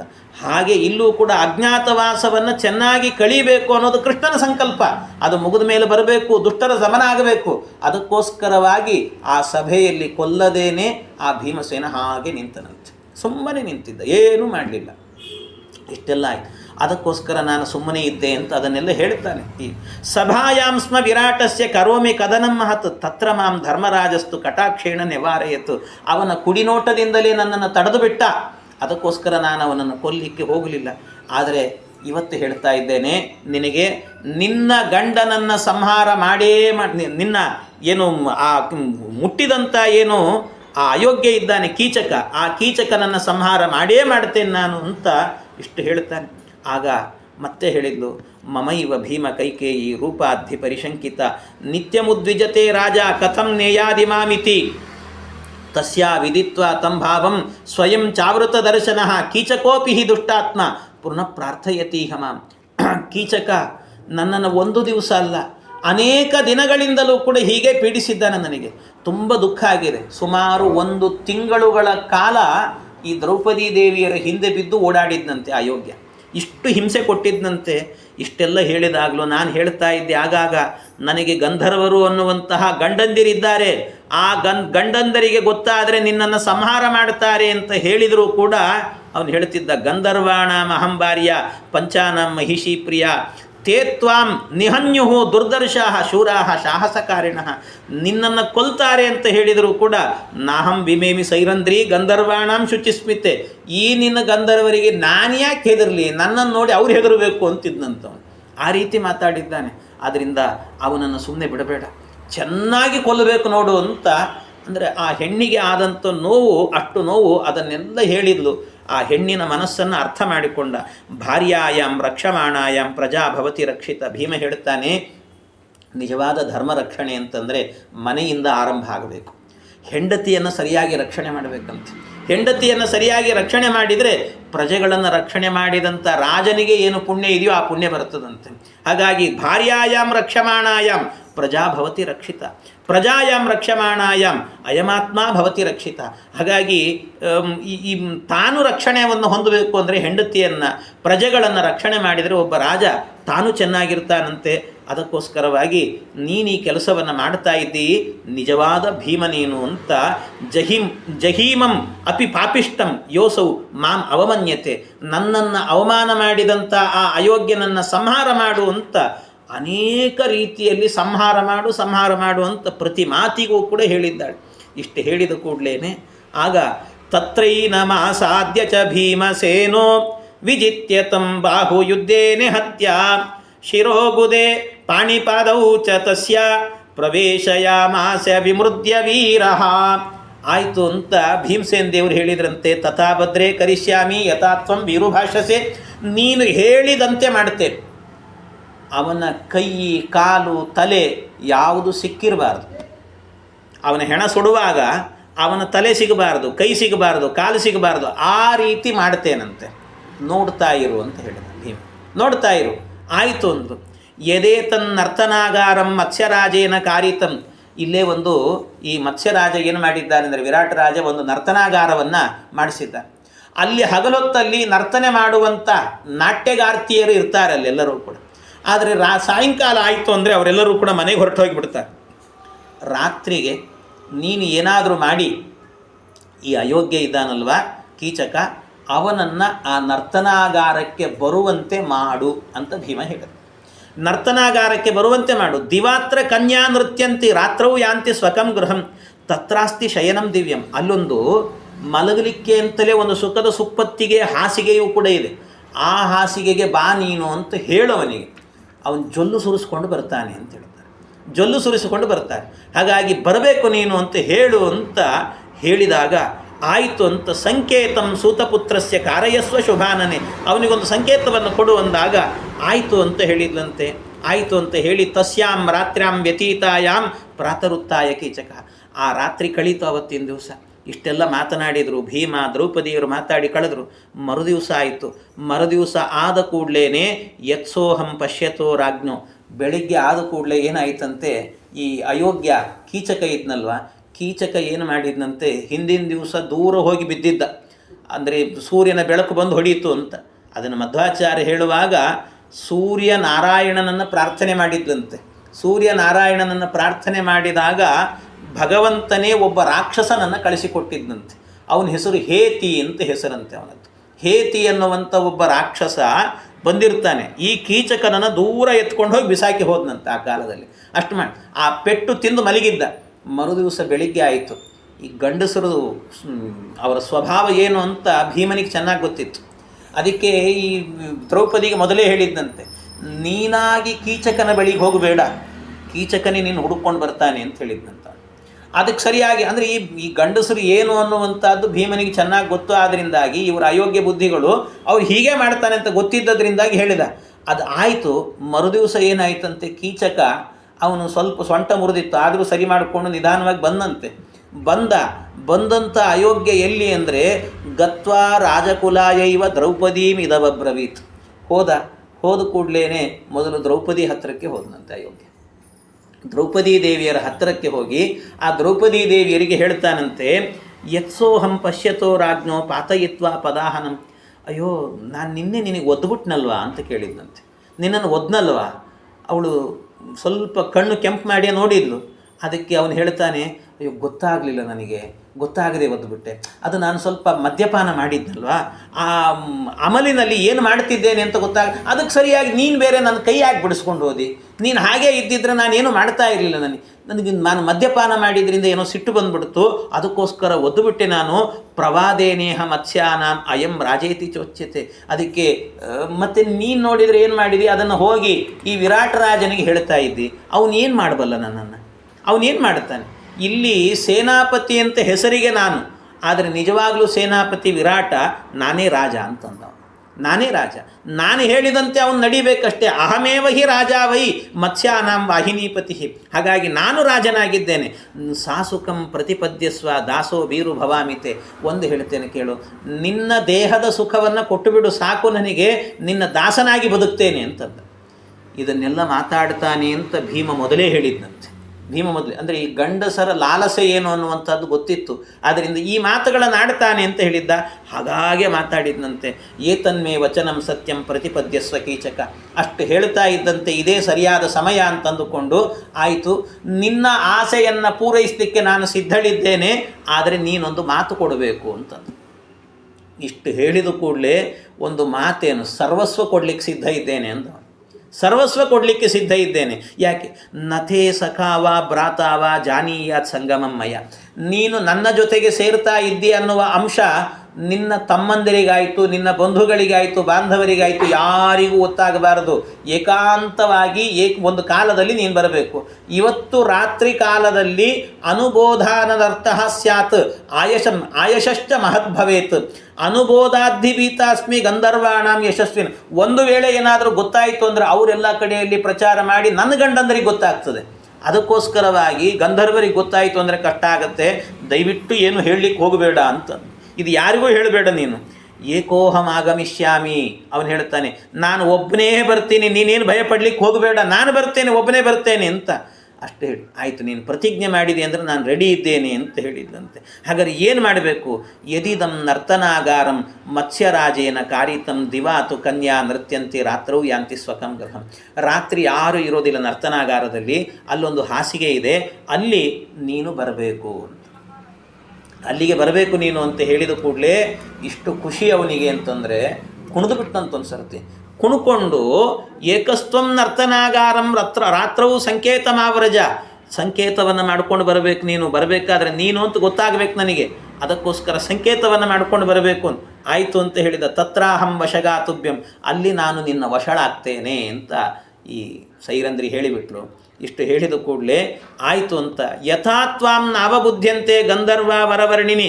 ನಿನ್ನ ಗಂಧರ್ವರಿಂದ ನಿನಗೆ ಸಮಸ್ಯೆ ಆಗಲ್ಲ, ಅವರು ನಿನ್ನ ಬಗ್ಗೆ ಈ ರೀತಿ ತಿಳಿಲಿಕ್ಕೆ ಸಾಧ್ಯ ಇಲ್ಲ, ಆ ರೀತಿ ಬರ್ತೇನೆ, ಹೋಗು ನೀನು ಅಂತ ಹೇಳಿ ಕಳಿಸಿಕೊಟ್ಟ. ರಾತ್ರಿ ಆಯಿತು. ರಾತ್ರಿ ಆಗಬೇಕಾದ್ರೆ ಈ ಅಯೋಗ್ಯ ಸುಮ್ಮನೆ ಬರಲಿಲ್ಲ. ಮತ್ತೇನು ಮಾಡಿದ ಅಂದರೆ, ಇವನು ಬರಬೇಕಾದ್ರೆ ಗಂಧಾಭರಣ ಮಾಲ್ಯೇಶು ವ್ಯಾಸಕ್ತಃ ಸ ವಿಶೇಷತಃ ಅಲಂಕಾರಂ ಚಕಾರಾಶು ಸತ್ವರ ಕಾಲಚೋದಿತ. ಅವನಿಗೆ ಆ ಕಾಲ ಬುದ್ಧಿ ಸಾಯಲಿಕ್ಕೆ ಅಲಂಕಾರ ಮಾಡಿಕೊಂಡಂತೆ ಮಾಡಿಕೊಂಡದ್ದರೆ ಯಾಕೆ ಸಾಯಲಿಕ್ಕೆ ಹೋಗೋದು ಅವನು, ಅದಕ್ಕೋಸ್ಕರ ಅಲಂಕಾರ ಮಾಡಿಕೊಂಡಂತೆ. ಗಂಧ ಆಭರಣ ಮಾಲ್ಯೇಶು ವ್ಯಾಸಕ್ತಃ ಸ ವಿಶೇಷ. ಎಲ್ಲ ಗಂಧವನ್ನು, ಆಭರಣವನ್ನು, ಮಾಲೆಯನ್ನು ಎಲ್ಲವನ್ನೂ ಹಾಕ್ಕೊಂಡಂತೆ. ಇದನ್ನೆಲ್ಲ ಹಾಕಿಕೊಂಡು ಅವನೇನು ಮಾಡ್ತಾ ಇದ್ದಾನೆ, ಕೈಯಲ್ಲೆಲ್ಲ ಹೂಗಳನ್ನು ಅವು ಇವಳು ಎಲ್ಲ ಹಾಕ್ಕೊಂಡು ಅದನ್ನು ವಿಚಿತ್ರವಾಗಿ ಅಲಂಕಾರ ಮಾಡಿಕೊಂಡು ಬರ್ತಾ ಇದ್ದಾನಂತೆ. ಇಷ್ಟು ಅಲಂಕಾರವನ್ನು ಮಾಡಿಕೊಂಡು ತಮುವಾಚ ಸುಖೇಶಾಂತ ಕೀಚಕಸ್ಯ ಕೃತೋಮಯ. ಇಷ್ಟೆಲ್ಲ ಅವನ ಅಲಂಕಾರ ಮಾಡ್ಕೊಂಡು ರೆಡಿ ಆಗ್ತಿದ್ದಾನಲ್ಲ. ರೆಡಿ ಆಗಬೇಕಾದ್ರೆ ಅಷ್ಟರಲ್ಲೇನೆ ದ್ರೌಪದಿ ದೇವಿಯರು ಏನು ಮಾಡಿದ್ರಂತೆ, ಓಡಿ ಹೋಗಿ ಒಂದು ಭೀಮನಿಗೆ ಸೂಚನೆ ಕೊಟ್ಟು ಬಿಡಬೇಕು ಅಂತ ಯಾರಿಗೂ ಗೊತ್ತಿಲ್ಲದಂತೆ ಒಂದು ಸರ್ತಿ ಹೋಗಿ ಭೀಮನಿಗೆ ಸೂಚನೆಯನ್ನು ಕೊಟ್ಟು ಬಿಟ್ಲಂತೆ. ನಾನೆಲ್ಲ ಹೇಳಿದ್ದೇನೆ, ಅವನು ಬರ್ತಾ ಇದ್ದಾನೆ, ಇನ್ನು ಉಳಿದದ್ದೆಲ್ಲ ನಿನ್ನದ್ದೇ ಕೆಲಸ ಅಂತ. ನಿನ್ನದ್ದೇ ಕೆಲಸ ಅಂತ ಹೇಳಿದ ಕೂಡಲೇ ಆಯಿತು ಅಂತ ಈ ಭೀಮಸೇನ ದೇವರು ಸ್ವಾಗತಂತೆ ಸುಕೇಶಾಂತೆ ಯನ್ಮಾಂ ವೇದಯಸಿ ಪ್ರಿಯಂ ನಕ್ಯನ್ಯಂ ಕಂಚಿದಿಚ್ಚಾಮಿ ಸಹಾಯಂ ವರವರ್ಣಿನಿ. ಎಂಥ ಒಂದು ದೊಡ್ಡ ಸಹಾಯ ಮಾಡಿದೆ ಇವತ್ತು ನನಗೆ. ನನ್ನ ಸೇಡನ್ನು ತೀರಿಸಿಕೊಳ್ಳಲಿಕ್ಕೆ ಒಂದು ದೊಡ್ಡ ಸಹಾಯವನ್ನು ಮಾಡಿದಿ. ಇನ್ನು ನೋಡ್ತಾ ಇರು, ಮುಂದಿನ ಗತಿ ಏನಾಗತ್ತೆ ಅವನಿಗೆ ನೋಡ್ತಾ ಇರು ಅಂತ ಹೇಳಿದ ಭೀಮ. ಸಾಮೇ ಪ್ರೀತಿ ತ್ವಯಾಖ್ಯಾತ ಕೀಚಕಸ್ಯ ಸಮಾಗಮೇ ಹತ್ವಾ ಹಿಡಿಂಬಂ ಯಾ ಪ್ರೀತಿ ಸಾಮಾಂ ಇಚ್ಛಿತು ಹೀಸ್ಮತಿ. ಅಷ್ಟೇ ಅಲ್ಲ, ಈ ಹಿಂದೆ ನೀನು ಹಿಡಿಂಬನನ್ನು ಕೊಂದಿದ್ಯಲ್ಲ, ಆಗ ನನಗೆಷ್ಟು ಪ್ರೀತಿ ಆಗಿತ್ತೋ ಅಷ್ಟೇ ಪ್ರೀತಿ, ಅದಕ್ಕಿಂತ ಒಂದು ಪಟ್ಟು ಹೆಚ್ಚು ಪ್ರೀತಿ ನನಗೀಗಾಗತ್ತೆ ಅಂತ ದ್ರೌಪದಿ ದೇವಿಯರು ಕೂಡ ಅಷ್ಟೇ ಅಲ್ಲ, ಭೀಮಸೇನ ದೇವರು ಹೇಳುತ್ತಾರೆ, ನನಗೂ ಕೂಡ ಹಿಡಿಂಬನನ್ನು ಕೊಂದಾಗ ಒಂದು ಆನಂದ ಆಗಿತ್ತು, ಅದಕ್ಕಿಂತ ಒಂದು ಪಟ್ಟು ಜಾಸ್ತಿ ಇವಾಗಲೂ ಆಗತ್ತೆ ನನಗೆ ಅಂತ ಈ ರೀತಿ ಸಂಹಾರವನ್ನು ಮಾಡುತ್ತೇನೆ ಅಂತ ಕೀಚಕಂ ನಿಹನಿಷ್ಯಾಮಿ ವ್ರತಂ ದೇವಪತಿರಿಯತ. ಇದೊಂದು ವ್ರತ ಅಂತ ಇಟ್ಟುಕೊಂಡಿದ್ದೇನೆ ನಾನು, ಇವನು ಸಂಹಾರ ಮಾಡೇ ಮಾಡುತ್ತೇನೆ ಅಂತ ಅಂದ್ಕೊಂಡ. ಇವನು ಸಂಹಾರ ಮಾಡುತ್ತೇನೆ ಅಂತ ಕೀಚಕಸ್ಯ ವದಂ ಭೀಮ ಯದಿ ಜಾನಂತಿ ನಾಗರಾಹ. ಅದನ್ನು ಮತ್ತೆ ಹೇಳಿದ್ಲಂತೆ ದ್ರೌಪದಿ, ನೋಡು ಕೀಚಕನನ್ನು ಕೊಲ್ಲು, ಆದರೆ ಯಾರಿಗೂ ಗೊತ್ತಾಗಬಾರದು ಅಂಥೇಳಿ. ಗೊತ್ತಾಯಿತು ಅಂದರೆ ನೀನು ಕೊಂದದ್ದು ಅಂತ ಗೊತ್ತಾದರೆ ಮತ್ತೆ ಇದು ಅಜ್ಞಾತವಾಸಕ್ಕೆ ಕಂಟಕ ಆಗುತ್ತೆ ನಮಗೆ. ಅದಕ್ಕೋಸ್ಕರ ಬೇಡ, ಹಾಗೆ ಮಾಡಬೇಡ, ಯಾರಿಗೂ ಗೊತ್ತಿಲ್ಲದಂತೆ ಕೊಲ್ಲಬೇಕು ನೀನು ಅಂತ ಹೇಳಿದ್ದು. ಆಯಿತು ಅಂತ ಭೀಮಸೇನ ದೇವರು ಕೂಡ ನೀನೇನು ಯೋಚನೆ ಮಾಡಬೇಡ. ಸ ಭೀಮಃ ಪ್ರಥಮಂ ಗತ್ವ ತಮಿಸ್ರಾಯಾಮ್ ಉಪಾವಿಶತ್. ಆಗ ಆ ತಮಿಸ್ರೆಯಲ್ಲಿ ಅಂದರೆ ಕತ್ತಲಲ್ಲಿ ಭೀಮಸೇನ ದೇವರು ಯಾರಿಗೂ ಗೊತ್ತಿಲ್ಲದಂತೆ ಕೊಲ್ತೇನೆ ಅಂತ ಒಳಗೆ ಹೋದ್ರಂತೆ. ಒಳಗೆ ಹೋದರು. ಒಳಗೆ ಹೋದ ಕೂಡಲೇ ಒಂದು ಕಡೆಯಲ್ಲಿ ಕೂತ್ಕೊಂಡ್ರು. ಅವರು ದೂರದಲ್ಲಿ ಕೂತಾಗ ಕತ್ತಲ ಕೋಣೆ, ಯಾರಿದ್ದಾರೆ ಯಾರಿಲ್ಲ ಅಂತ ಗೊತ್ತಿಲ್ಲ. ಆಗ ಕೀಚಕಸ್ಯ ವದಂ ಭೀಮ ಯದಿ ಜಾನಂತಿನ, ಅದಕ್ಕೆ ಕೀಚಕನನ್ನು ಕೊಲ್ಲಬೇಕು ಅಂತ ಕಾಯ್ತಾ ಭೀಮಸೇನ ದೇವರು ಕೂತಿದ್ದಾರೆ. ಪ್ರವಿಶ್ಯ ನರ್ತನಾಗಾರಂ ತತಸ್ಥಂ ಪುರುಷಾದಮಃ ಪೂರ್ವಾಗತಂ ಭೀಮಸೇನಂ ಧೃತಂ ಅಪ್ರತಿಮೌಜಸಂ. ಅಲ್ಲಿ ಇರುವಂತಹದ್ದು ಭೀಮ ಅಂತ ಗೊತ್ತಿಲ್ಲ, ದ್ರೌಪದಿ ಇದ್ದಾಳೆ ಅಂತ ತಿಳ್ಕೊಂಡ ಅಯೋಗ್ಯ. ಬಂದ ದ್ರೌಪದಿ ಅಂತ ತಿಳ್ಕೊಂಡು ಬಂದವನೇ ಭೀಮಸೇನ ದೇವರ ಹತ್ತಿರಕ್ಕೆ ಹೋಗಬೇಕಾದ್ರೇ ಶಯಾನಂ ಶಯನೆ ತಂಸ ಮೃತ್ಯುಂ ಮೋಡ ಪರಾಮರ್ಶತ್. ಹಾಸಿಗೆಯಲ್ಲಿ ಮಲಗಲಿಕ್ಕೆ ಹೋದದ್ದಲ್ಲ, ಹೆಣವಾಗಿ ಬೀಳಲಿಕ್ಕೆ ಹೋದದ್ದಷ್ಟೇ. ಅಲ್ಲಿಗೆ ಹೋಗ್ತಾ ಇದ್ದಾನಂತೆ. ಏಕಾಂತೆ ಭೀಮಮಾಸಾದ್ಯ ಕೀಚಕಃ ಕಾಲಚೋದಿತಃ. ಅವನಿಗೆ ಕಾಲ ಆ ಸಂದರ್ಭದಲ್ಲಿ ಪ್ರೇರಣೆ ಮಾಡಿತ್ತವನಿಗೆ. ಆ ಪ್ರೇರಣೆಗೆ ಅನುಸಾರವಾಗಿ ಏನು ಮಾಡಿದಂತೆ, ಕೆಟ್ಟದಾಗಿ ಮಾತನಾಡಿದ. ಅವಳ ಸೌಂದರ್ಯವನ್ನು ವರ್ಣನೆ ಮಾಡಿದ. ಕೆಟ್ಟದಾಗಿ ಹೇಳಿದ್ನಂತೆ. ಪ್ರಹಿತಂತೆ ಮಯಾ ಭದ್ರೆ ಬಹುವಿತ್ತಂ ಶುಚಿಸ್ಮಿತೆ. ನಾನು ಬರುವಾಗಲೇ ನಿನಗೋಸ್ಕರವಾಗಿ ಅನೇಕ ಆಭರಣಗಳನ್ನು ತಂದಿದ್ದೇನೆ ನೋಡು ಅಂದ. ಎಲ್ಲ ಹೊತ್ಕೊಂಡೇ ಬಂದಿದ್ದಂತೆ ಬರಬೇಕಾದ್ರೆ. ಆಭರಣಗಳನ್ನು ತಂದಿದ್ದೇನೆ ನೋಡು. ತೈತಿಷ್ಟತು ತತ್ಸರ್ವಂ, ಎಲ್ಲ ನಿನಗೆ ಕೊಡ್ತಾ ಇದ್ದೇನೆ ಸ್ವಯಂ ಆಗತ್ತ. ಆದರೆ ನೀನೇ ಬಂದದ್ರಿಂದ ಯತ್ಕೃತಂ ಧನರತ್ನಾಢ್ಯಂ ದಾಸೀಶತ ಪರಿಚ್ಛದಂ. ನನ್ನ ಬಳಿಯಲ್ಲಿ 100 ಮಂದಿ ದಾಸಿಯರಿದ್ದಾರೆ, ಬೇಕಾದಷ್ಟು ಸಂಪಾದನೆ ಮಾಡಿಟ್ಟಿದ್ದೇನೆ, ರೂಪ ಇದೆ, ಲಾವಣ್ಯ ಇದೆ, ಎಲ್ಲ ಇದ್ದು ವ್ಯರ್ಥವಾಗ್ತಿತ್ತು ನೀನಿಲ್ಲ ಅಂತ. ಆದರೆ ಅದಕ್ಕೆ ನೀನು ಸಿಕ್ಕಿಯಲ್ಲ ನನಗೆ. ಗೃಹಂ ಶಾಂತಪುರಂ ಸುಬ್ರು ಕ್ರೀಡಾರತಿ ವಿರಾಜಿತಂ ತತ್ಸರ್ವಂ ತ್ವಾಂ ಸಮುದ್ದಿಶ್ಯ ಸಹಸಾಹಂ ಉಪಾಗತಃ. ಎಲ್ಲವನ್ನ ಬಿಟ್ಟು ಬಂದಿದ್ದೇನೆ, ನೀನೊಬ್ಬಳು ಸಿಕ್ಕರೆ ಸಾಕು ನನಗೆ ಅಂತ ಅಂದ್ಕೊಂಡು ಅಹಂ ರೂಪೇಣ ಸಂಪನ್ನ ಸ್ನಾತೋ ಭೂಷಣ ಭೂಷಿತ. ನಾನು ಬರುವಾಗ ಸುಮ್ಮನೆ ಬರಲಿಲ್ಲ, ಸ್ನಾನ ಮಾಡಿ ಬಂದಿದ್ದೇನೆ ಅಂತ ಬೇರೆ ಹೇಳ್ತಾನೆ. ಸ್ನಾನ ಮಾಡಿ ಬಂದಿದ್ದೇನೆ, ಎಲ್ಲ ಮಾಡಿಕೊಂಡು ಬಂದಿದ್ದೇನೆ, ಬಹಳ ಸುಂದರವಾಗಿ ತಯಾರಿ ಮಾಡಿಕೊಂಡು ಬಂದಿದ್ದೇನೆ ನೋಡು ಅಂತ ಅಂದುಕೊಂಡು ದಿಷ್ಟ್ಯಾತ್ವಂ ದರ್ಶನೀಯೋಸಿ ದಿಷ್ಟ್ಯಾತ್ಮಾನಂ ಪ್ರಶಂಸಸಿ. ಅದಕ್ಕೆ ಭೀಮಸೇನ ದೇವರು ಒಂದು ಸರ್ತಿ ಅವರು ಕೂಡ ಸುಂದರವಾದಂಥ ಧ್ವನಿಯಿಂದಲೇ ಮಾತನಾಡಿದ್ರಂತೆ. ಮೊದಲಿಗೆ ಮಾತನಾಡಿ ನಿಧಾನವಾಗಿ ಎದ್ದು ನಿಂತರಂತೆ. ಒಂದು ಸರ್ತಿ ಆ ಗಜಗಮನ ಇರುವಂಥ ದೇಹವನ್ನು ನೋಡುವಾಗಲೇ ಗಾಬರಿ ಆದ ಒಂದು ಸರ್ತಿ ಅವನು ಕೀಚಕ. ನೋಡ್ತಾ ಇದ್ದಂತೇನೆ ಇಡೀ ನರ್ತನಾಗಾರ ಎನ್ನುವಂಥದ್ದು ಕೇವಲ 5 ನಿಮಿಷ ಅಷ್ಟೇ. 5 ನಿಮಿಷದಲ್ಲಿ ಪ್ರಶಾಂತವಾಗಿ ಬಿಡುತ್ತದೆ. ಇಡೀ ನರ್ತನಾಗಾರ ಪ್ರಶಾಂತ ಆಗೋಯಿತು. ಯಾವ ರೀತಿಯಲ್ಲಿ? ಸಕೇಶೇಷು ಪರಾಮೃಷ್ಟ ಬಲೇನ ಬಲಿನಾಂಬರಃ ಆಕ್ಷಿಪ್ಯ ಕೇಶಾನ್ ವೇಗೇನ ಬಾಹೋರ್ಜಗ್ರಾಹ ಪಾಂಡವ. ಆ ಸಂದರ್ಭದಲ್ಲಿ ಅವನ ಕೂದಲನ್ನು ಹಿಡಿದು ಎತ್ತಿ ಒಂದು ಸರ್ತಿ ನೆಲಕ್ಕೆ ಅಪ್ಪಳಿಸಿದ್ನಂತೆ ಭೀಮ. ನೆಲಕ್ಕೆ ಅಪ್ಪಳಿಸಿ ಹೊಡೆದು ಅವನು ಯಾವ ಕಾಲನ್ನು ಎತ್ತಿ ಸೊಂಟಕ್ಕೆ ಒದ್ದಿದ್ನಲ್ವ, ಅದೇ ರೀತಿಯಲ್ಲಿ ಅವನ ಸೊಂಟದ ಮೇಲೂ ಕೂಡ ಕಾಲನ್ನು ಇಟ್ಟು ಒಂದೇ ಒತ್ತಿದ್ನಂತೆ. ಒಂದು ಸರ್ತಿ ಎಲ್ಲ ಮೂಳೆಗಳೆಲ್ಲ ಒಂದು ಸರ್ತಿ ಪುಡಿ ಆದಂತೆ ಆಯಿತಂತೆ.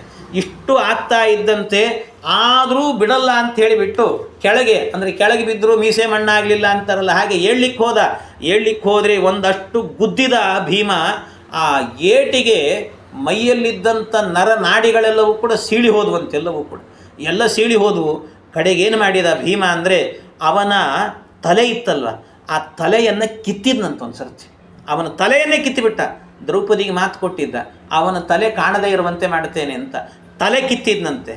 ತಲೆ ಕಿತ್ತಿದ್ದಷ್ಟೇ ಅಲ್ಲ, ಅವನ ಕೈಯನ್ನು ಕಿತ್ತಿದ, ಕಾಲು ಕಿತ್ತಿದ, ಎಲ್ಲವನ್ನೂ ಕೂಡ ಕಿತ್ತಿ ಏನು ಮಾಡಿದ್ನಂತೆ, ಅವನ ಗುದದ್ವಾರ ಇತ್ತಲ್ಲ, ಗುದ ಪ್ರದೇಶ, ಆ ಗುದ ಪ್ರದೇಶಕ್ಕೆ ಹಾಕಿ ಅದನ್ನೆಲ್ಲ ಬಡದು ಒಳಗೆ ಕಳಿಸ್ಬಿಟ್ನಂತೆ. ಕಳಿಸಿದರೆ ಅವನ ದೇಹದ ಒಳಗೆ ಇವೆಲ್ಲ ಸೇರ್ಕೊಂಡ್ಬಿಟ್ಟಿದ್ದಾರೆ. ಅವನ ತಲೆ, ಕೈ, ಕಾಲು ಎಲ್ಲ ಇಡೀ ದೇಹ ನೋಡಿದರೆ ಹೇಗಿದೆ ಅಂದರೆ ಒಂದು ಚೆಂಡಿನ ಆಕಾರ ಮಾಡಿಟ್ಬಿಟ್ನಂತ. ಅದನ್ನು ಗುದ್ದಿ ಈ ಏನಂತಾರೆ ಚಪಾತಿ ಹಿಟ್ಟನ್ನು ನಾದಿ ಒಂದು ರೀತಿ ಮಾಡ್ತಾರಲ್ಲ, ಒಂದು ರೌಂಡ್ ಮಾಡಿಟ್ಬಿಡ್ತಾರಲ್ಲ, ಹಾಗೆ ಇಡೀ ದೇಹವನ್ನೇ ಒಂದು ಚೆಂಡಿನ ಆಕಾರದಲ್ಲಿ ಮಾಡಿಟ್ಬಿಟ್ನಂತೆ. ಅದನ್ನು ಭೀಮೇನ ಚ ಪರಾಮೃಷ್ಟೋ ದುರ್ಬಲೋ ಬಲಿನಾರಣಿ ವ್ಯಾಸ್ಪಂದಯಂತ ಯಥಾ ಪ್ರಾಣಂ ವಿಚಕರ್ಷ ಚ ಪಾಂಡವ್. ಅವನು ಪ್ರಾಣ ಬಿಟ್ಟ ನೋಡಿ, ಪ್ರಾಣವನ್ನು ಬಿಟ್ಟು ಬಿದ್ದು ಕೂಡಲೇ ನದಂತಂಚ ಮಹಾನಾದಂ ಭಿನ್ನ ಬೇರಿ ಸಮಸ್ವನಂ ಭ್ರಾಮಯಾಮಾಸ ಸುಚಿರಂ.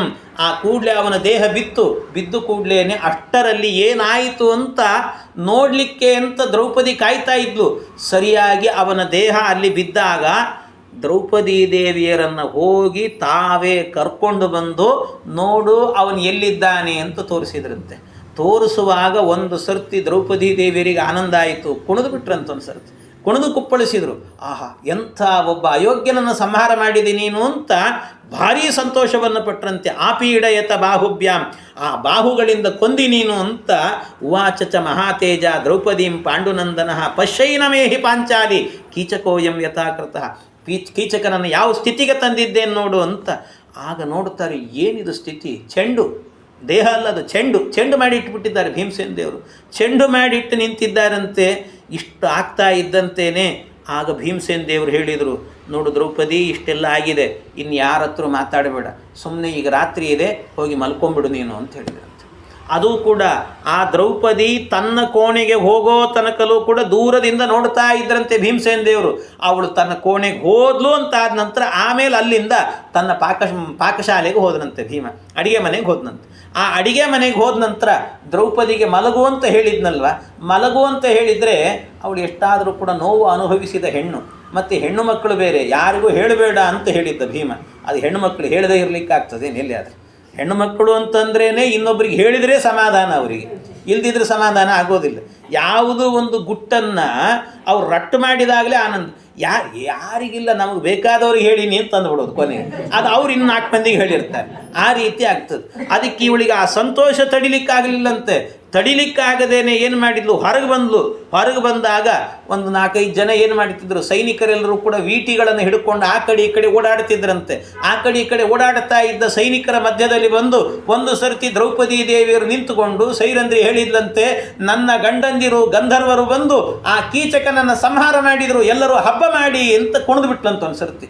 ಇಷ್ಟು ಮಾಡಿ ಹೋದ ಕೂಡಲೇ ಆ ವೀಟಿ ಹಿಡ್ಕೊಂಡು ಓಡಾಡ್ತಿದ್ದಂಥ ಎಲ್ಲರೂ ಕೂಡ ಎಲ್ಲಿ ಕೀಚಕ ಅಂತ ಓಡೋಡಿ ಹೋಗಿ ನೋಡಿದ್ರಂತೆ. ಓಡೋಡಿ ಹೋಗಿ ನೋಡುತ್ತಾರೆ. ಮೊದಲು ಕೀಚಕನ ಮನೆಯಲ್ಲಿ ನೋಡಿದ್ರಂತೆ, ಎಲ್ಲೂ ಕಾಣ್ತಾ ಇಲ್ಲ. ಅಲ್ಲೇನು ಹುಡುಕ್ತೀರಿ, ಈ ನರ್ತನಾಗಾರದಲ್ಲಿ ನೋಡ್ರಿ ಅಂತ ಬೇರೆ ಹೇಳಿದ್ಲಂತ. ಮತ್ತೆ ಆಯಿತು ಅಂತ ಓಡಿ ಹೋಗಿ ನೋಡುತ್ತಾರೆ. ನೋಡಿದರೆ ಏನಿದೆ ಅಲ್ಲಿ, ಕ್ವಾಸ್ಯಗ್ರೀವ ಕ್ವ ಚರಣವು ಕ್ವ ಪಾಣಿ ಕ್ವ ಶಿರಸ್ತ್ವದೃಕ್ ಇತಿ ತಂ ಸುಪರೀಕ್ಷಂತ ಗಂಧರ್ವೇಣ ಹತಂ ತದ.